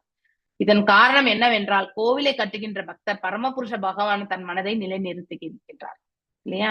ஆனால் மாளிகை கட்டுகின்ற பக்தர் அல்லாதவர் புலன் திருப்தியில் தன்னை மனதை நிறுத்தி இருக்கிறார். தன்னுடைய அதாவது என்ன செஞ்சா எனக்கு இந்த புலன்கள் திருப்தி ஆகும் நினைச்சுட்டு அந்த காரியத்தை நான் செய்வேன். ஏன்னா நான் உலகாயுதவாதி. இப்போ பிரேமா மாதாஜி வந்து ஒரு பக்தர், அவர் வந்து கோயில் கட்டணும்னு நினைச்சிட்டு எல்லார்ட்டையும் போயிட்டு கலெக்ஷன் பண்றாங்க, கோயிலும் கட்டுறாங்க, அடுத்தவங்களுக்கு நன்மை பயக்கக்கூடிய செயலும் செய்யறாங்க. அப்ப அவங்க வந்து ஆத்மாராமம். இததான் நம்ம டிஃபரன்ஸ் தெரிஞ்சுக்கணும். ஓகே, சோ எந்த செயலையுமே செய்யும் பொழுது அவரது உள்ளம் பரமபுருஷ பகவானின் தாமரை திருவடிகளில் நிலைத்திருக்க வேண்டும். நம்ம பௌதீக செயல் செய்தாலுமே அந்த பௌதிக செயல் வந்து இறைவனுக்காக எண்ணி கொண்டு நம்ம செய்யணும். இப்ப நம்ம ஒரு வீடு கட்டுறோம், நம்ம வாழ்றதுக்கு பேசிக் நீடுக்காக கட்டுறோம். பகவானே இது வந்து எவ்வாறு படைக்கணுமோ நீயே எனக்கு வழிகாட்டுன்னு நினைச்சுட்டு அந்த வீடை வந்து நம்ம கட்டிக்கணும். அப்ப அதனுடைய பலன்கள் அனைத்துமே பகவான் இல்லையா? அதாவது பிற்காலத்துல ஒரு நல்ல ஒரு ஜெனரேஷன் வந்து பிறந்த அந்த வீட்டுல வந்து பகவானுக்கு திருத்தொண்டு புரியறதுக்கான ஒரு வாய்ப்பும் கிடைக்கிறது இல்லையா? சோ அனைத்தையுமே பகவான் என்று எண்ணிக்கொண்டு நாம் மாற்றும் பொழுது அதுல வந்து பக்குவத்தை அடைய நமக்கு வந்து வழி கிடைக்கிறது. சோ மனநிறைவு ஏற்படுகின்றது, போதும் என்ற மனசு வருது. சோ நமக்குன்னும் பொழுது இந்த வீடு பத்தாது, இன்னொரு 2 வீடு கட்டணும்னு நினைப்போம். ஓகே, அது டிஃபரன்ஸ் நம்ம தெரிஞ்சுக்கணும். பக்தி தொண்டில் கிருஷ்ணரை பற்றிய முழு உணர்வில் உள்ள ஒரு பணியால் எப்பொழுதுமே உலக இயற்கையின் பாதிப்புல இருந்து விடுபட்டவர் ஆவார். எஸ், பௌதிகத்துல இருந்து பக்தர் எப்பவுமே பௌதிகத்துல இருந்து விடுபட்டவர் தான்.